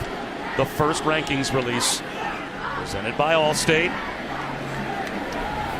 And right now, 1-2 seem to be about as logical as you could call, right? Alabama and Clemson. That's Francois with flags down.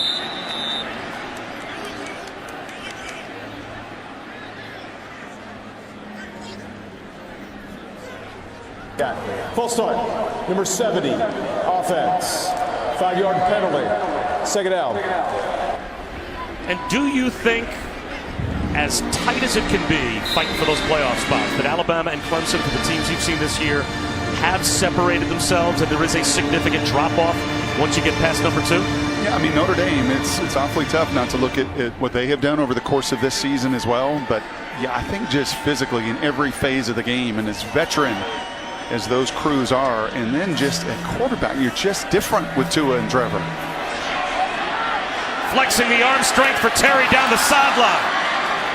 That was a good-looking throw from Francois, but it's incomplete. Out of bounds. Again, Trayvon Mullen trying to stay with the redshirt freshman Tamari and Terry. Yeah, and I'm really surprised it took till 8.5 minutes in the third to really see that. Because what DeAndre does best, when he plants his feet, he can throw it. And he had to throw against Wake Forest 64 yards in the air with 2 defenders in his face. On the money. And just like every team has got some areas, I think over the course of the season, they're going to continue to be challenged. Alabama's secondary has. And I think this Clemson secondary is just about it. As far as depth standpoint, you know, maybe an area of not necessarily concern, but growth.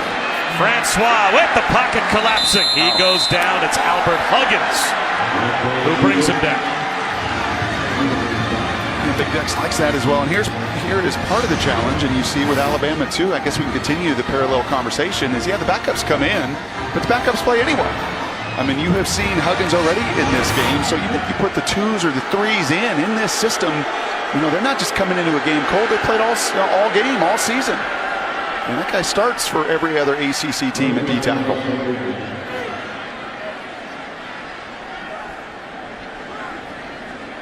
Of course, Alabama plays LSU next week. That has the feel of a playoff game. Yeah. And I think both of those two teams will probably be represented in the top 4. Clemson ball, and we come back with a 38-0 lead. It's Clemson on top of Florida State, 38-0, as we continue Dr. Pepper's championship drive, game of the week.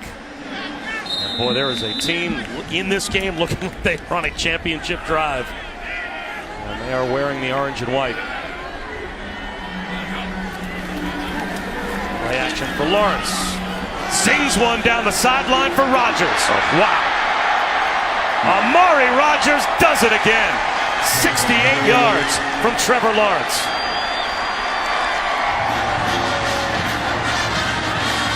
Kind of just, maybe it's the wish of everybody that listens to us anyway.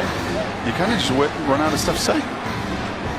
Get told all the time, just shut up. So I'll just stop talking because there's really nothing more to say.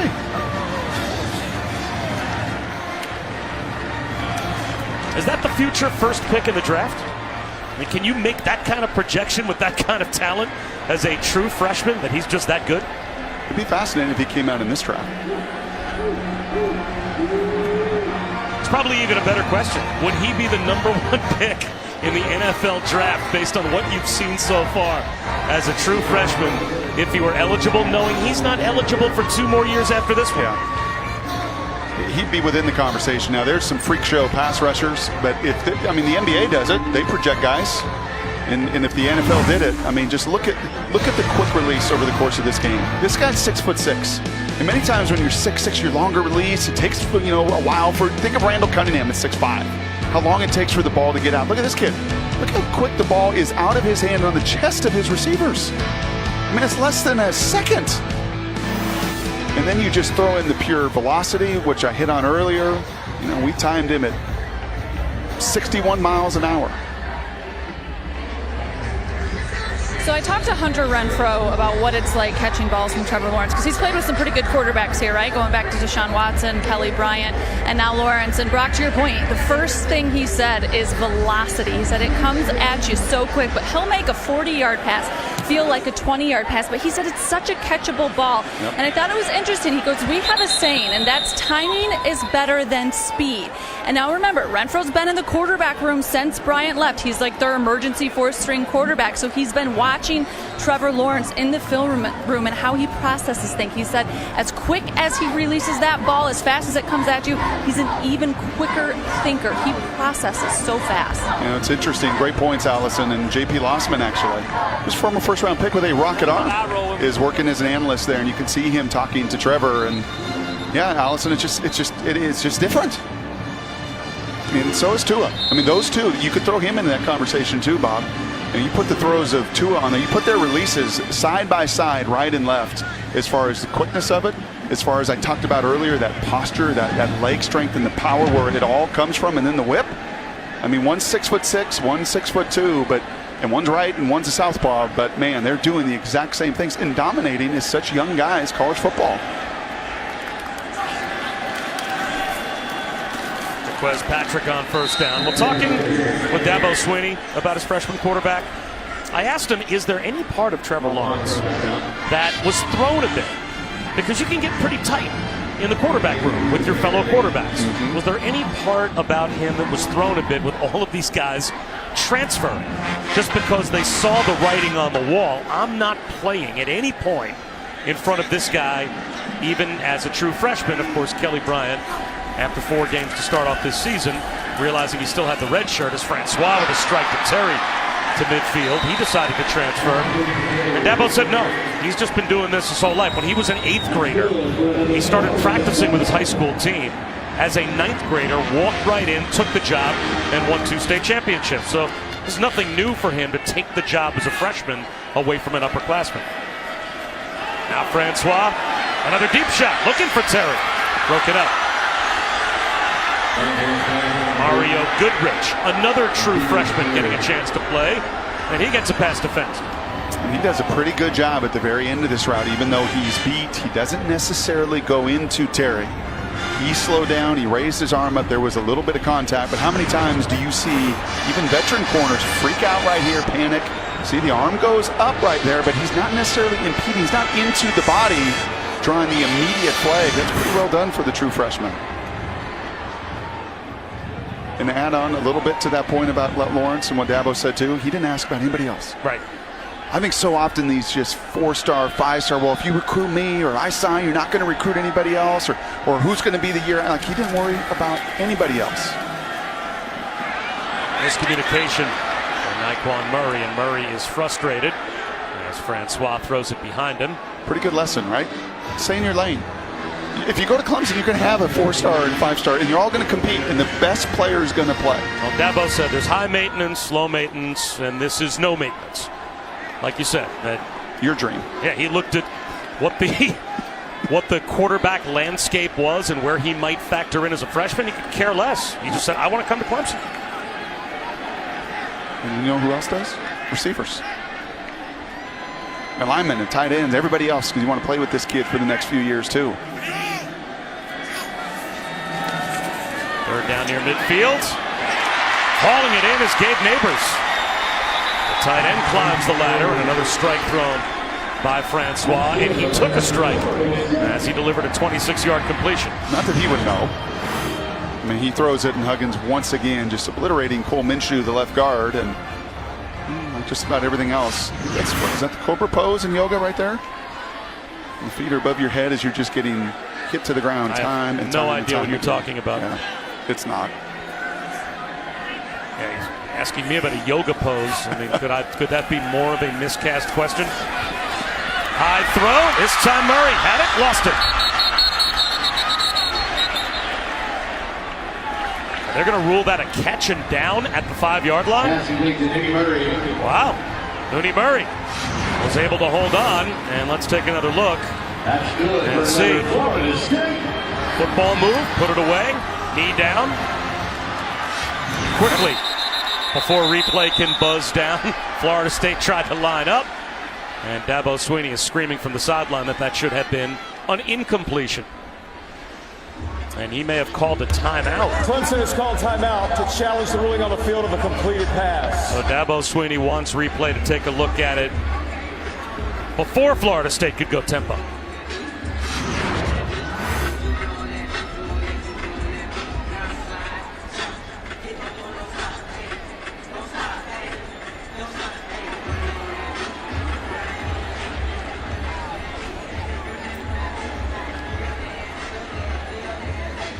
Of course, the rule is control of the football, either 2 feet or a body part, down.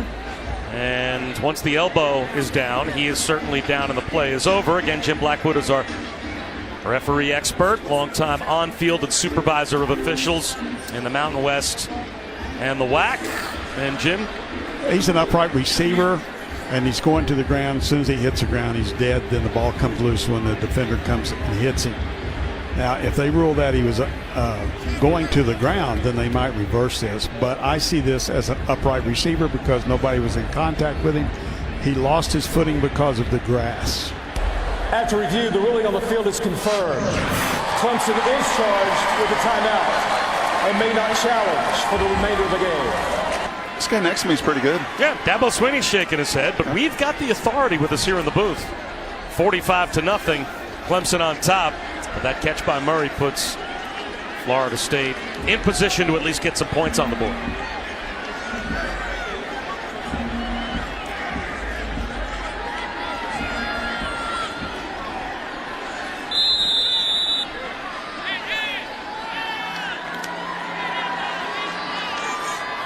First and goal at the 5. That's Jaquez Patrick to the right of Francois in the shotgun. There goes Murray in motion. Try and run it with Patrick with a flag down, and he is caught well behind the line and tackled for about a 3-yard loss. Chad Smith, third string Mike linebacker, made the stop. Formation. More than 4 players in the backfield. Offense. 5-yard penalty. First down. Odd that Clemson would take the penalty. And now the word comes in correctly, so I'm sure from Dabo Swinney they want to decline the penalty after a tackle for a couple of yard loss. Got to clean your game up, Willie. And I know that's going to be the conversation with every one of his guys as well. The receiver's got to get up on the line of scrimmage. It's the second, third time you've had a legal formation as well today.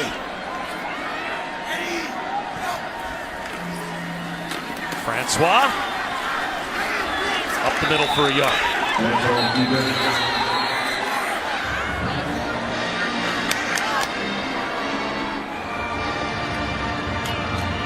Tough to see a QB take this kind of punishment.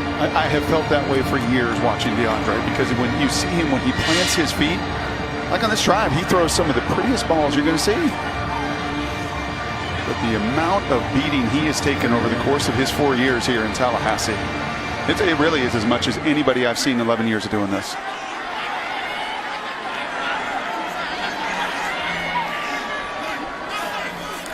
High snap.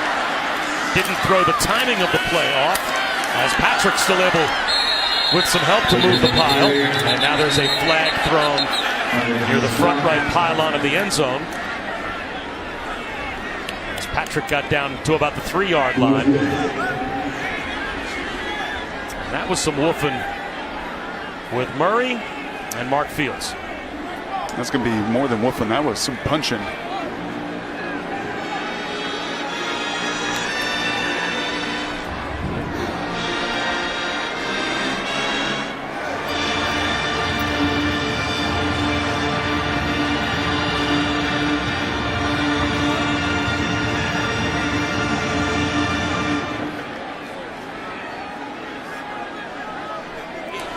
After the play was over, flagrant personal foul, throwing a punch, number 8, offense. He is disqualified from the game. The down counts, 4th down after administration of the 15-yard penalty. Wow, so Naquan Murray kicked out of the game. We take another look. This is after the play is over. I'm not sure if Mark Fields should have also been penalized for the counter punch, but certainly Murray threw the first punch.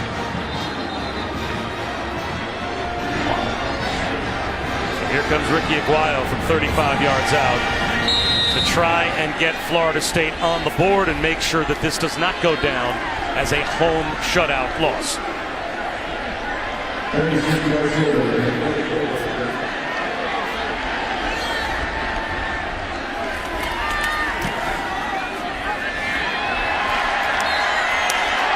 The Noles are on the board.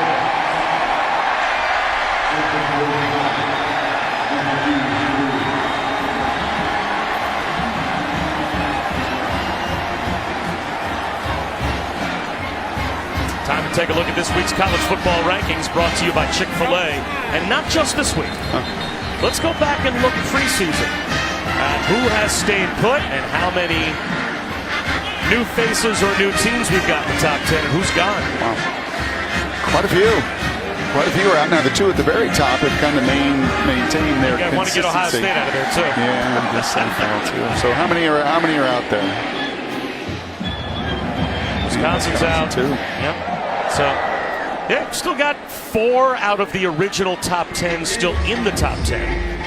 And those top 2 goes to the point we were making earlier about the consistency of Alabama and Clemson, how they have avoided disaster, and maybe they've separated themselves. And it is just the depth that you build in a program when you have been there as long as Dabo and Nick have.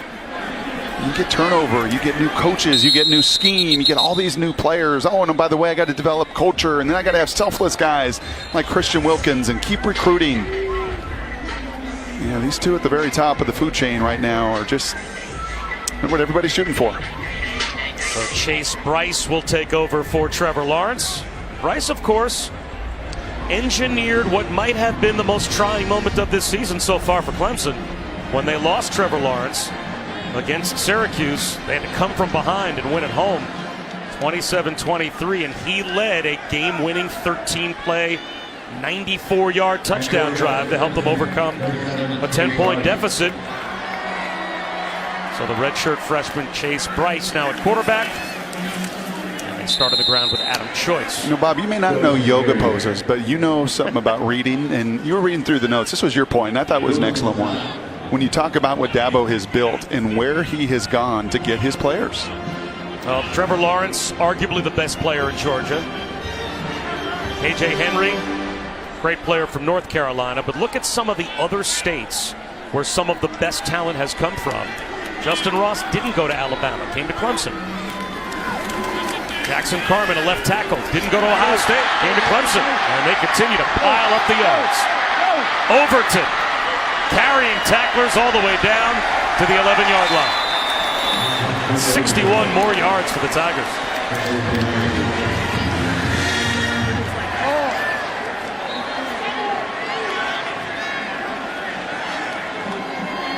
It's just that RPO, that run-pass option. You saw Trevor hit earlier Higgins on this, or actually that one was the true freshman Ross. Same play. That inside run, the slant right behind it, and yet another huge chunk explosive play for the Tigers. Jay Dixon, another true freshman, getting a chance to play. He picks up about 3.5. Jay Dixon was right on the bubble of maybe coming to Clemson. He originally committed to Tennessee. That was when the Tigers had Zamir White, who was the #1 running back on their radar. Thought they might get him. Zamir White chose Georgia. When Jay Dixon gets a call, goes to Clemson.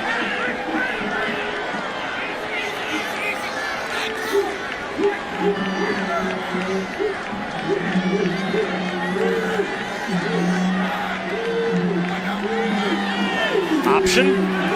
Rice on a keeper. To the 5-yard line. Pushed out by Janaris Robinson. Kind of look like my old option. Wearing number 7 ain't gonna lie.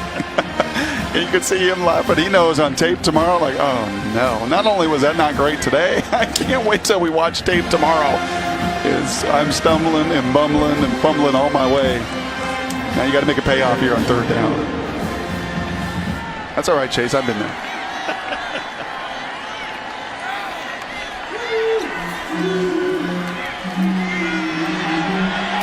Bryce to the end zone for the touchdown. TJ Chase. So the backup gets a chance to throw his 2nd touchdown pass of the season. And Clemson continues to roll over Florida State. And we understand Christian does this with every single touchdown, but it never gets old to see the big D tackle. And this is what Chase is better at anyway. He'll run the option. He'll be a willing guy to do it. But he was a big-time recruit because of his ability to throw it and spin it as well. And this is getting really ugly for Willie.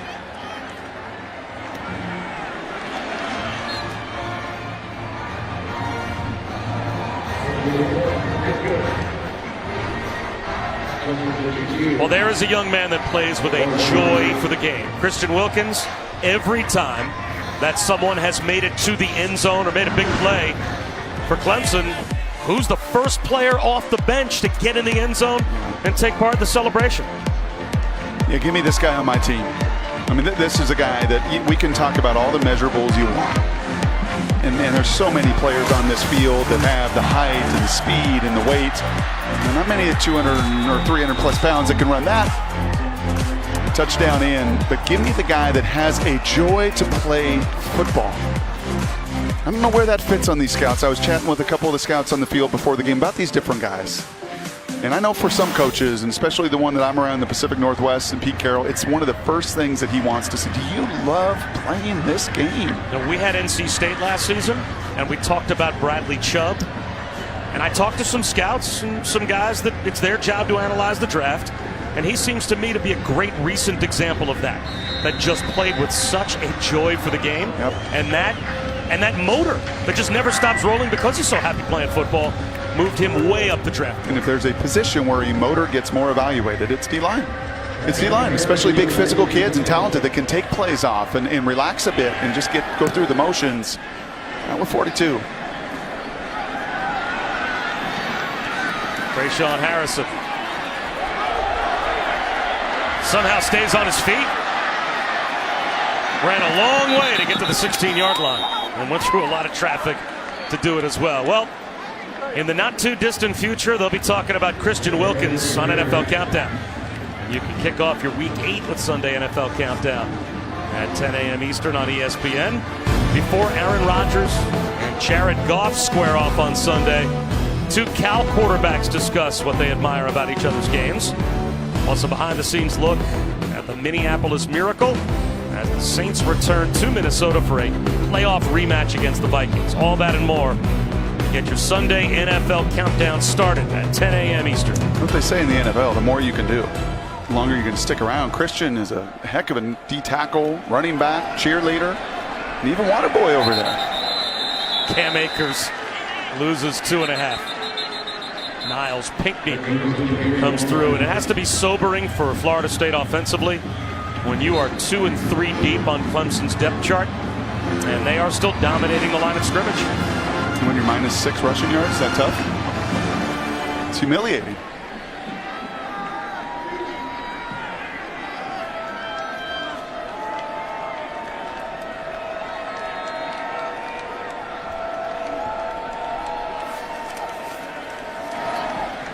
Incomplete, intended for the freshman Keyshawn Helton. Late flag thrown on the far side of the field.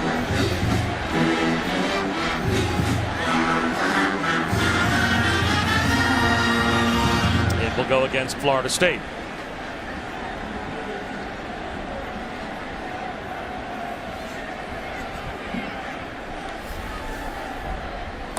Ineligible downfield. Number 6, offense. Penalties decline. 3rd down. So it's 3rd down and 12.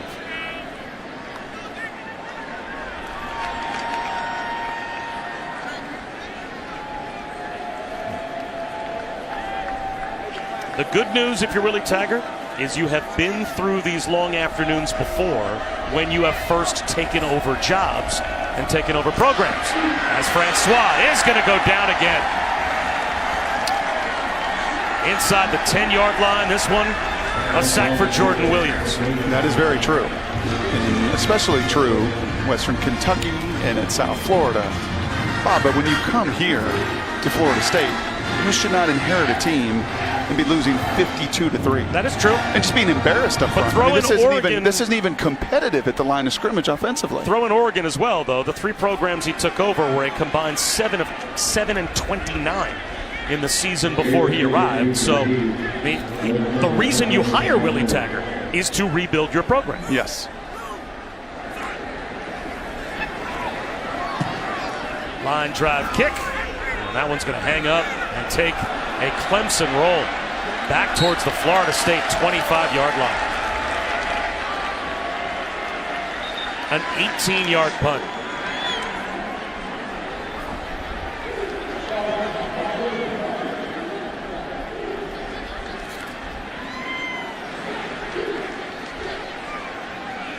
It's been that kind of day. If you're at Doak Campbell, bring a book.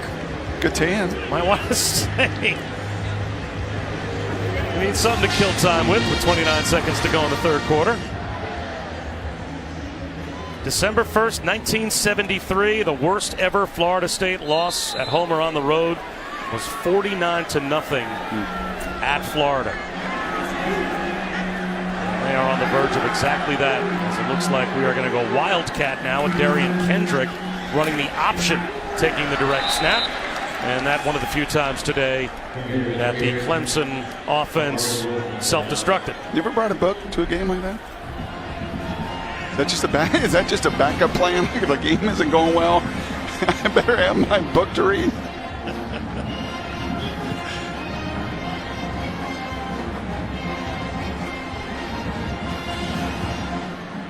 End of the 3rd quarter. And end of chapter 4 for that guy. 52-3, Clemson on top of Florida State. We can send Allison up there for a book report. Watch me.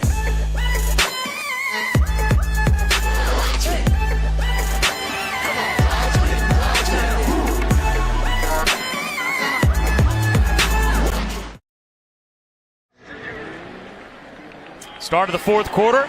And Chase Bryce is going to split out wide once again. The true freshman, Darian Kendrick, set to take the Wildcat snap. Chance to carry the football for Dabo Swinney, and he's inside the 30-yard line and picks up a couple. As we take a look at our Pacific Life game summary.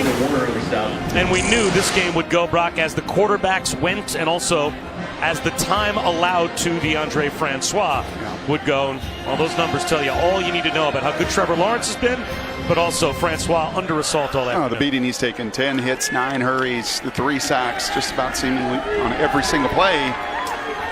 And looked at a very different situation than Trevor did on the other side. Here's the blitz. Bryce, long throw, and it is on time to Darian Kendrick, and he reaches it out and picks up the first down. Now, Chase Bryce already showed in that Syracuse game that if called upon again in a very important spot, that has to be really comforting, I would think, to have in the back of your mind, if you're a head coach, that the backup quarterback has already been through the Well, you fire. have to. In these systems where there's QB run, in these systems where you're in open edges at your tackles, especially against elite teams, your QB's going to get hit, and you better have more than one. Cut back for Choice, and Adam Choice into the end zone with another Clemson touchdown.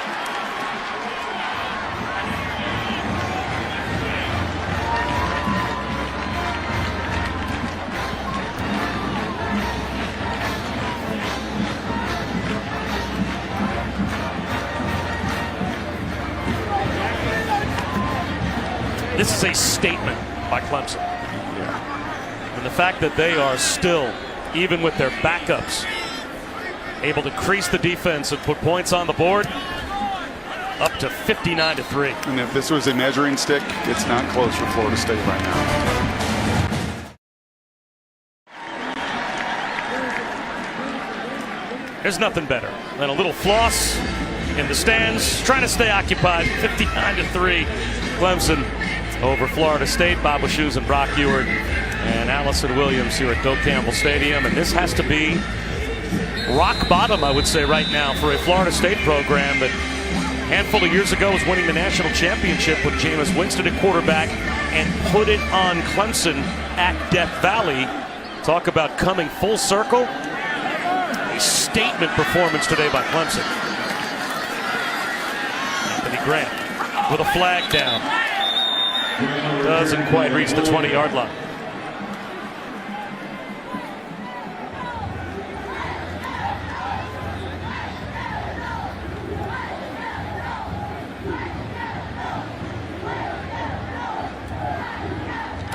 Near their turn holding, number 59, return team. Half of this is to the goal from the end of the run. First down. Another penalty against Florida State as we head back to Cassidy. Thanks, Bob. A little more drama over on ESPN2. Iowa State, Texas Tech, Brock Purdy. Sacked in the end zone, coughs it up. Dakota Allen recovers the fumble at the bottom of that pile, all tied up at 31 in the fourth, again on the deuce, guys. All right, Cassidy, thanks very much. And not quite as much tension here between Clemson and Florida State. You almost get the feeling, Brock, like Clemson could just name their number. And this is an eye-opener for Willie Taggart, this Seminoles program. Where do they go from here? Francois with a handoff to Patrick. Marquez Patrick picks up 5. Well, for me, I think I'm taking DeAndre Francois out of this game. I mean, at this point, he has taken such a beating. If you're going to extend your winning streak, and you've had 41 straight years with a winning record, and you're going to look for a couple more wins over the final 4 weeks, you're going to have number 12 available. And this thing's done. I mean, this thing was done a long time ago, and the beating that he continues, he's on the ground again. That's a third-string linebacker that's getting through and hitting DeAndre Francois on a bubble screen.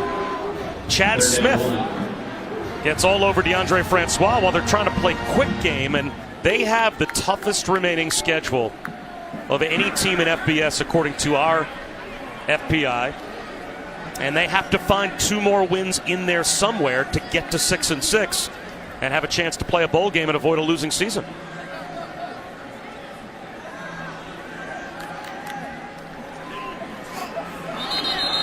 Another false start. False start, number 74, offense. 5-yard penalty, third down. How much of this for Willie Taggart and this coaching staff is going to be mental rehabilitation after a loss like this as much as it is physical or strategic? What do you mean, after 14 penalties for 110 yards? Getting gashed in the special teams phase, being uncompetitive at the line of scrimmage? Watching Clemson's backups just run up and down the field? Yeah, Bob, I think in every single phase with still 4 really difficult games coming up too.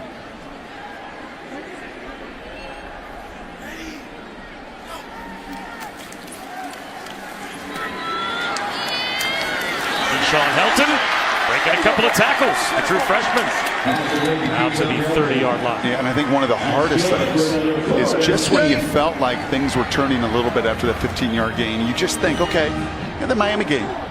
That was really just at the end of the game, and we played so well for 3 quarters, and Wake Forest's final 3 quarters played so well, and then this happens.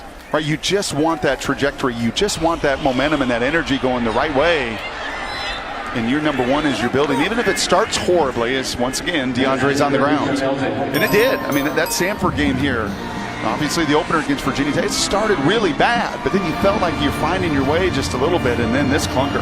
I mean, this absolutely uncompetitive clunker comes. And for your fans, I think for your players, for everybody involved. Take a lot of work to dig out of this thing.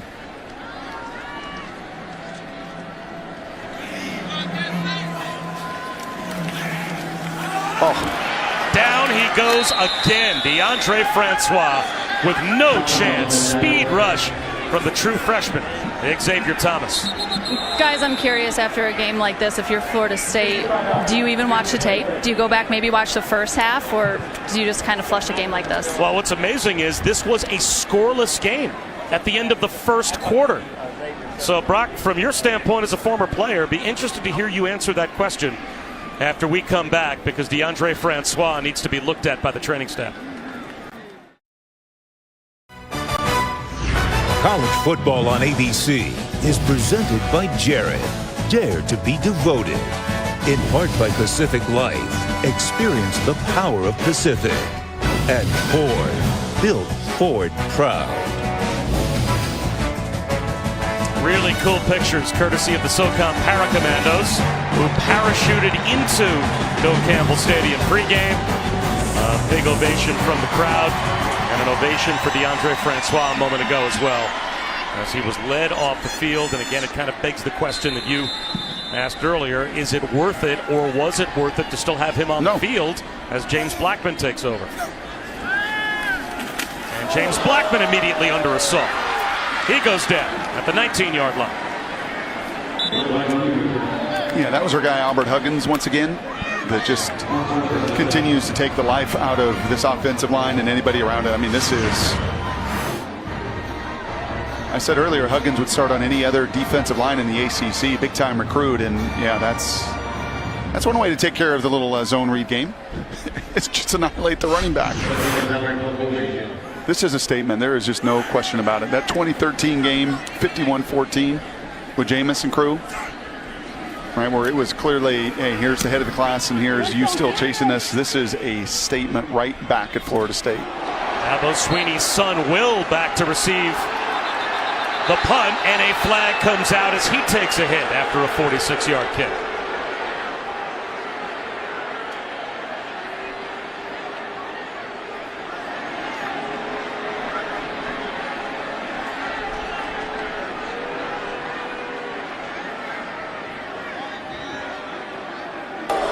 Personal foul, targeting, number 15, kicking team. Players under review. Tamarian Terry called for targeting. And they're going to take a look in the replay booth. We'll step aside while they do. DeAndre Francois taken back to the locker room after a day that you knew was coming. It would be a physical day. It would be a day where he was probably going to get hit, and hit often, by a very physical, dominating Clemson defense. But beyond Florida State's wildest dreams, as Lynn J. Dixon gets stuffed at the line, maybe picked up a half yard. There's a lot of proud Seminoles out there. I've heard from some of them via text today. Decades and decades and decades. That 41 years of being winners. And even yesterday, asking Cam Akers about it, the running back, saying, yeah, we know that. We know the straight, and we don't want to be the team that's a part of it, and seeing that end over 4 decades. And a loss like this is not only humiliating, but to try to gather back up for the final stretch of the season, tough. Pass intended for Garrett Williams is broken up. But check that. Intended for Cannon Smith. And you can stream college football all season long on ESPN Plus. So start your free trial today by downloading the ESPN app or visiting ESPNplus.com. And I believe this game was 0-0 at the end of the first quarter? At the end of the first quarter.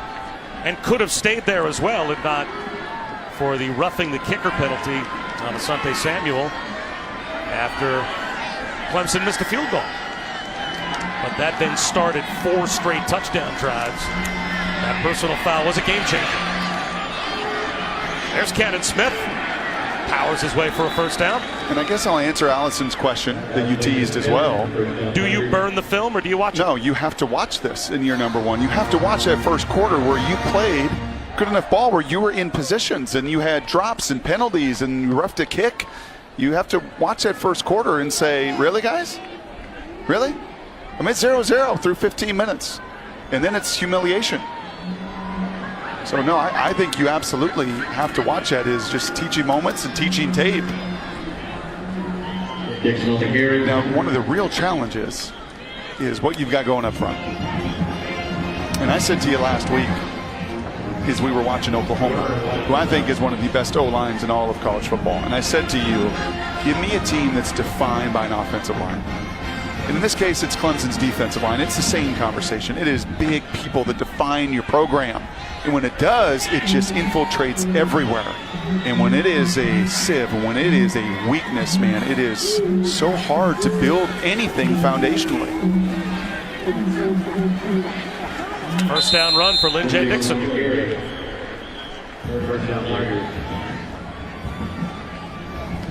When you look at the groups that proliferate that top 10, and we're going to have the playoff rankings coming out Tuesday, and it's not hard to start to look at them and all figure it out. On one side of the line of scrimmage, they're largely defined. And Alabama does it on both sides. Clemson crew does it kind of on both sides. To me, there's a clear line there. LSU does it with their D-line. Georgia does it with their D-line. Pretty good offensive line. Michigan's defensive line is nasty. Darian Rencher breaking tackles. Well, that was something that I learned early on. And going back now 15 years or so of calling football games for ESPN and going back to watching film with the Bob Davies of the world, with Brian Greasy, with Matt Millen, Danny Cannell, and now you for 4 or 5 years. It didn't matter what the background was of the analyst that I was working with. Defense, offense, coach, player, quarterback, linebacker, whatever.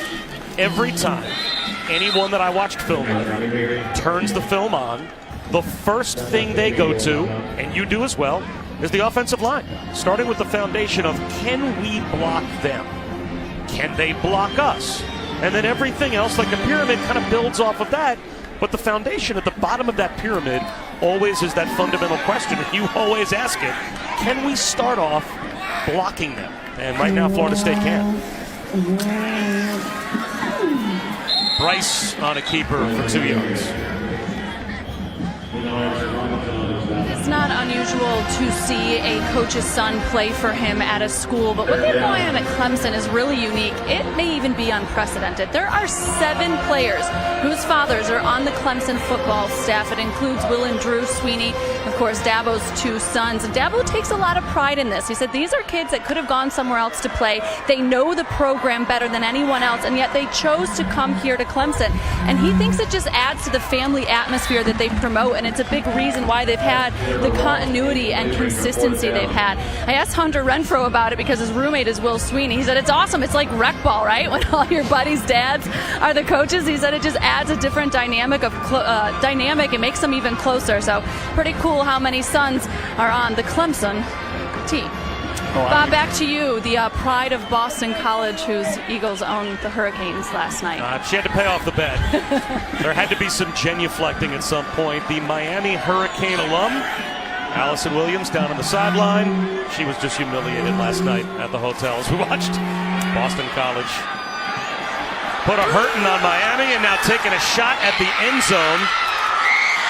Official at first signaled touchdown on the shot to the end zone for Will Sweeney. And are they now going to say it's an interception by A.J. Litton? Official in the back of the end zone put 2 hands up, signaling touchdown. Here's the call. Feels the pass was intercepted in the end zone for a touchback. And I think they got it right.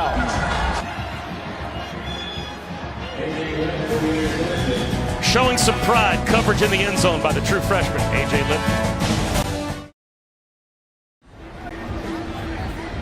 A.J. Litton's interception stands up. He gets to put on the backpack as they went to review, and the ruling on the field of that pick stands. And I think the only reason it stands is just saw nothing conclusive at all to turn that around, even though I think he gains possession when he's out of bounds, but nothing conclusive enough to turn it around.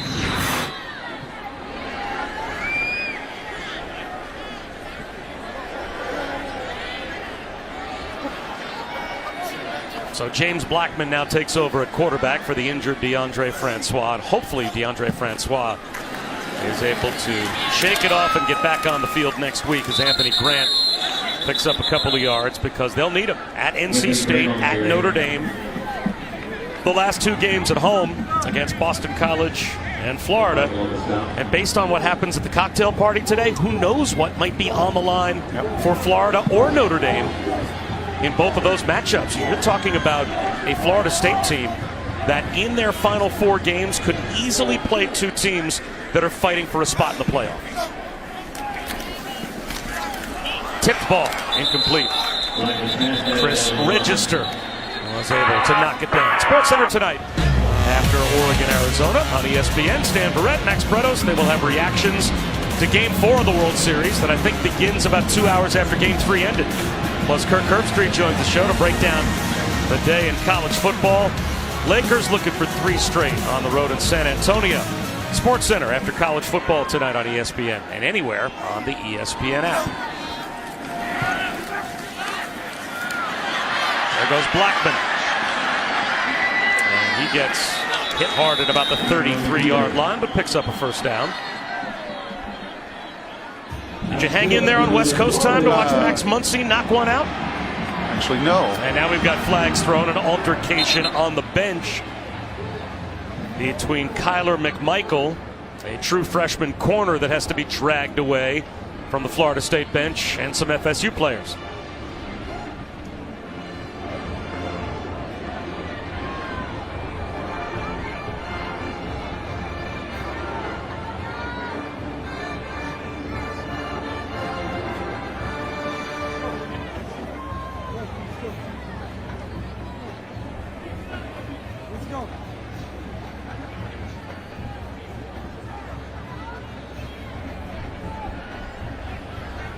Is there any way they can vote for a running clock?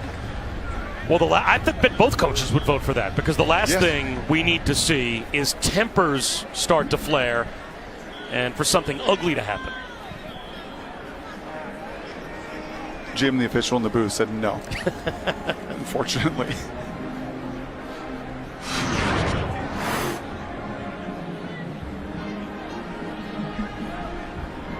After the play was over, personal foul, flagrant personal foul, throwing a punch, number 27, offense. He is disqualified from the game.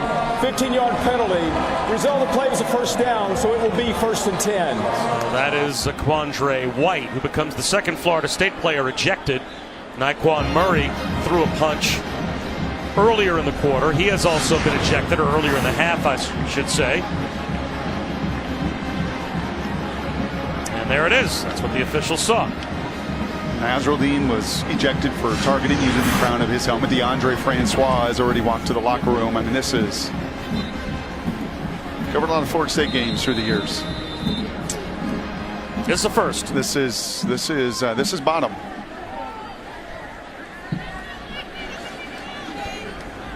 But a program that's too proud, too good, and too important to college football to stay down for long.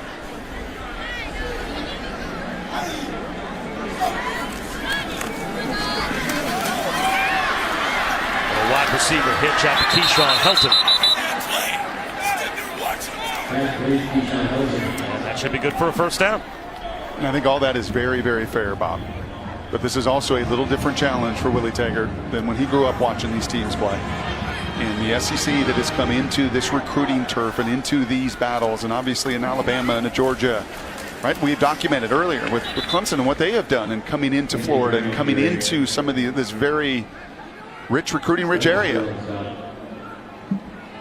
And I will say this, the only way it's going to turn around, and for the last few years they've struggled up front. I mean, Jimbo struggled up front really once Jameis left to really develop offensive lines, to feel good with that group. And until that happens, there's going to be some other tough days. Blackman splits defenders and finds Helton down the sideline. Keyshawn Helton headed to the end zone. And he's in for a touchdown. 73 yards.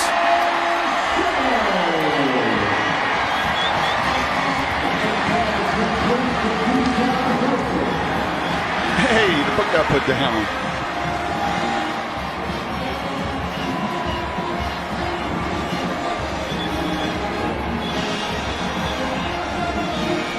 So these Florida State offensive players playing with some pride. As Keyshawn Helton, nephew of Derek Brooks, one of the all-time greats in Florida State history, takes it to the house. And Ricky Aguayo out for the point after.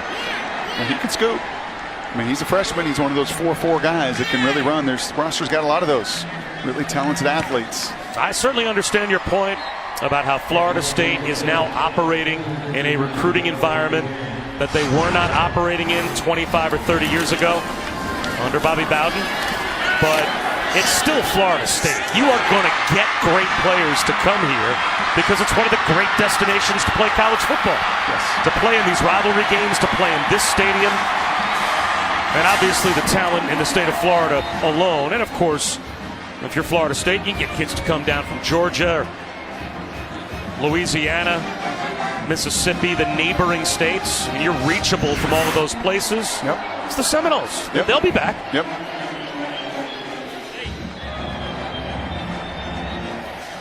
But Dabo Swinney right now has it rolling at Clemson from a recruiting standpoint.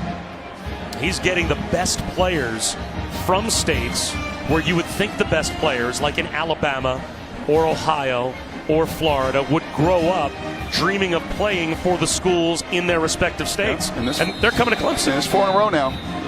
You know, there were years there where Dabo would have to kind of read off the resume and talk about things that they have done. There's no longer that case at any press conference that he's got to do that. But you could add this one. This is the first time in this series history that you've won 4 in a row. And to do it in this kind of fashion, that I think many of us that watched the tape felt like this is going to be a real uphill challenge for Florida State. There was no question about that. You know, from so many of the different positional groups and matchups. But to be at 59-10 in this ACC matchup where recruiting battles matter.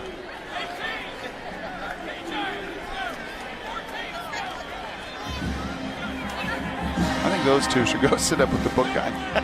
Provide reading light? Yeah. Maybe help him work on his tan, a little bit of a reflective quality. Yeah, I can see that. It's good advice. You have to be if you're one of these guys standing right now, because they told Allison earlier it takes like days to get all the glitter off finally. Yep. Was it worth it? Was this process worth it today? For this day? Right. No. It took an hour to put it on. It's going to take a week to take it off, and I'm standing here and it's 59-10. I think that's an introspective moment for them. That's good analysis. It's the third quarterback in the game for Clemson is Ben Batson, and you know it's still plenty of time to pose for some selfies. Ben, one of those coaches' son, his dad, the strength coach, Joey Batson, been here for decades and decades and decades.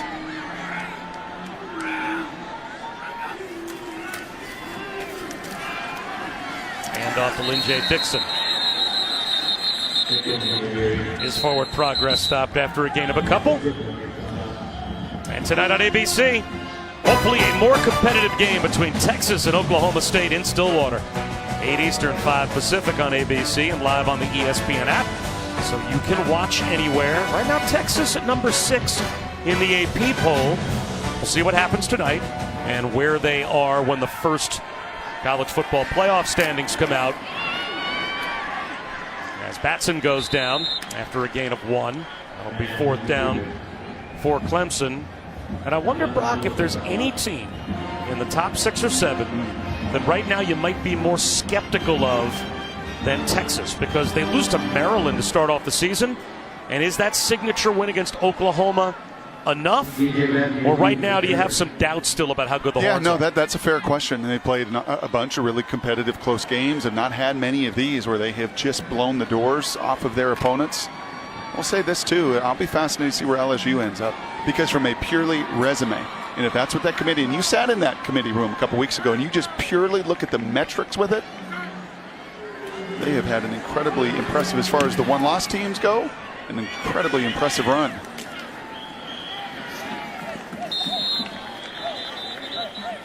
Well, we make stars, as you said, on our program. And Darren Ravel, one of our own, he's picking up on FSU book guy. With Florida State down 49, Noles fan picks up the book he brought to the game. It's appropriately named Dark Places.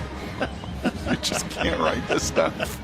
I mean, I would hate to think that Dark Places was the title he picked anticipating what we've seen this afternoon, but who knows? Looks like he's about halfway through. Now he's got company. You know what? Now it's gone from book guy to book club. Can I be at a the star? top of Doak?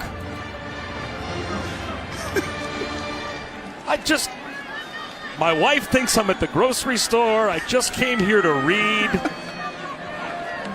Can't you leave me alone? 2-yard gain on first down for the Noles with 2:40 to go.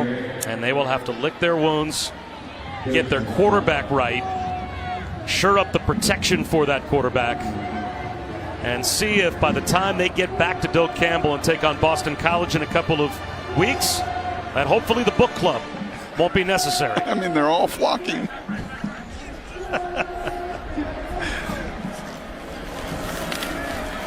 Blackman out of the pocket. How hard these guys He is still going to go play. down. Look how hard they still play. You just Xavier can't, Kelly. You just can't fake a love of competition. You know, and this is the beauty when you play 58 guys a week ago, right? I mean, this is everybody gets to be involved. It is paying it off. It's as Dabo said. It's what Willie said. It's, you know, building for the short and long term. Yes, Allison? Well, you mentioned how hard they're still playing, and it's because everybody's played for Clemson. Every single player that has traveled, all 72 of them for the Clemson Tigers, have gotten in this ballgame today. Wow. And Allison, that was something that Dabo Swinney mentioned on the phone to us that's very important to him. That he feels like, with a flag down on the jet sweep action, he feels like there are so many guys, second, third, even fourth level on the depth chart. Holding, number 6, offense, 10-yard penalty, third down. And that they've all earned the right to get a chance to get on the field. Yeah. Well, there's something to when you have been that guy. Yep. There's something to in business, right? When you have started at the very bottom and you work your way all the way up. I got a chance to do a podcast with Dabo this offseason. It was awesome. And he talked about his very first opportunity. Coach didn't even know his name when he was at Alabama. They had like a rash of injuries, and finally like he yelled down to the scout team like, "You, come down here. We need you." And that was his opportunity to get his chance. And when you have been there and you've gone the road he has, he values everybody on this team. He has not forgotten where he came from. Nope. That's for sure. And his defense continues to own the line of scrimmage, even down to the last minute. Last season, called a college basketball game, Clemson, Notre Dame at Clemson. Dabo Swinney was there. Now, this is a guy that's got a national championship in his hip pocket, multiple playoff appearances. They were routinely in the top 5 in the poll. And he was a kid in a candy store when I told him, working with Dick Vitale, we'd like to have you at the table. And normally you have to do a negotiation, really ask a coach at that level to come spend some time with him. He could not run to the table fast enough. Swinney gets hit and dropped immediately on the punt return. And I talked to him during the commercial break, and I said, we really appreciate you coming over and spending some time with us. And he looked at me and said, are you kidding? I'm on television with Dick Vitale. How great is this? I mean, it still was something that struck him as, why would Dick Vitale want to talk to me? Why would he be that excited to spend time with me? And so he's just, I think he's got that perspective still of where he came from and what his program's all about. I don't think there's any question about it. The officials and, as we said earlier, and I think you stated very well, this is bottom for Willie. They will not stay here. And there's a reason that Willie Taggart went up and he studied what Dabo and his crew were doing there. And it is very much what he wants to build over the years to come, to really invest in their players, to love it, to love what they do. And I think over 60 minutes, 59 points and a 49-point victory, you felt very clearly their love and their joy to play this game, beginning with that man, number 42, Christian Wilkins. So Dabo Swinney's team stays unbeaten, and they sent a statement today with a 59-10 win against Florida State. Another terrific performance from the true freshman Trevor Lawrence. Again, the final, Clemson 59, Florida State 10. For Allison Williams, Rock Ewart, I'm Bob Wischusen. So long from Tallahassee.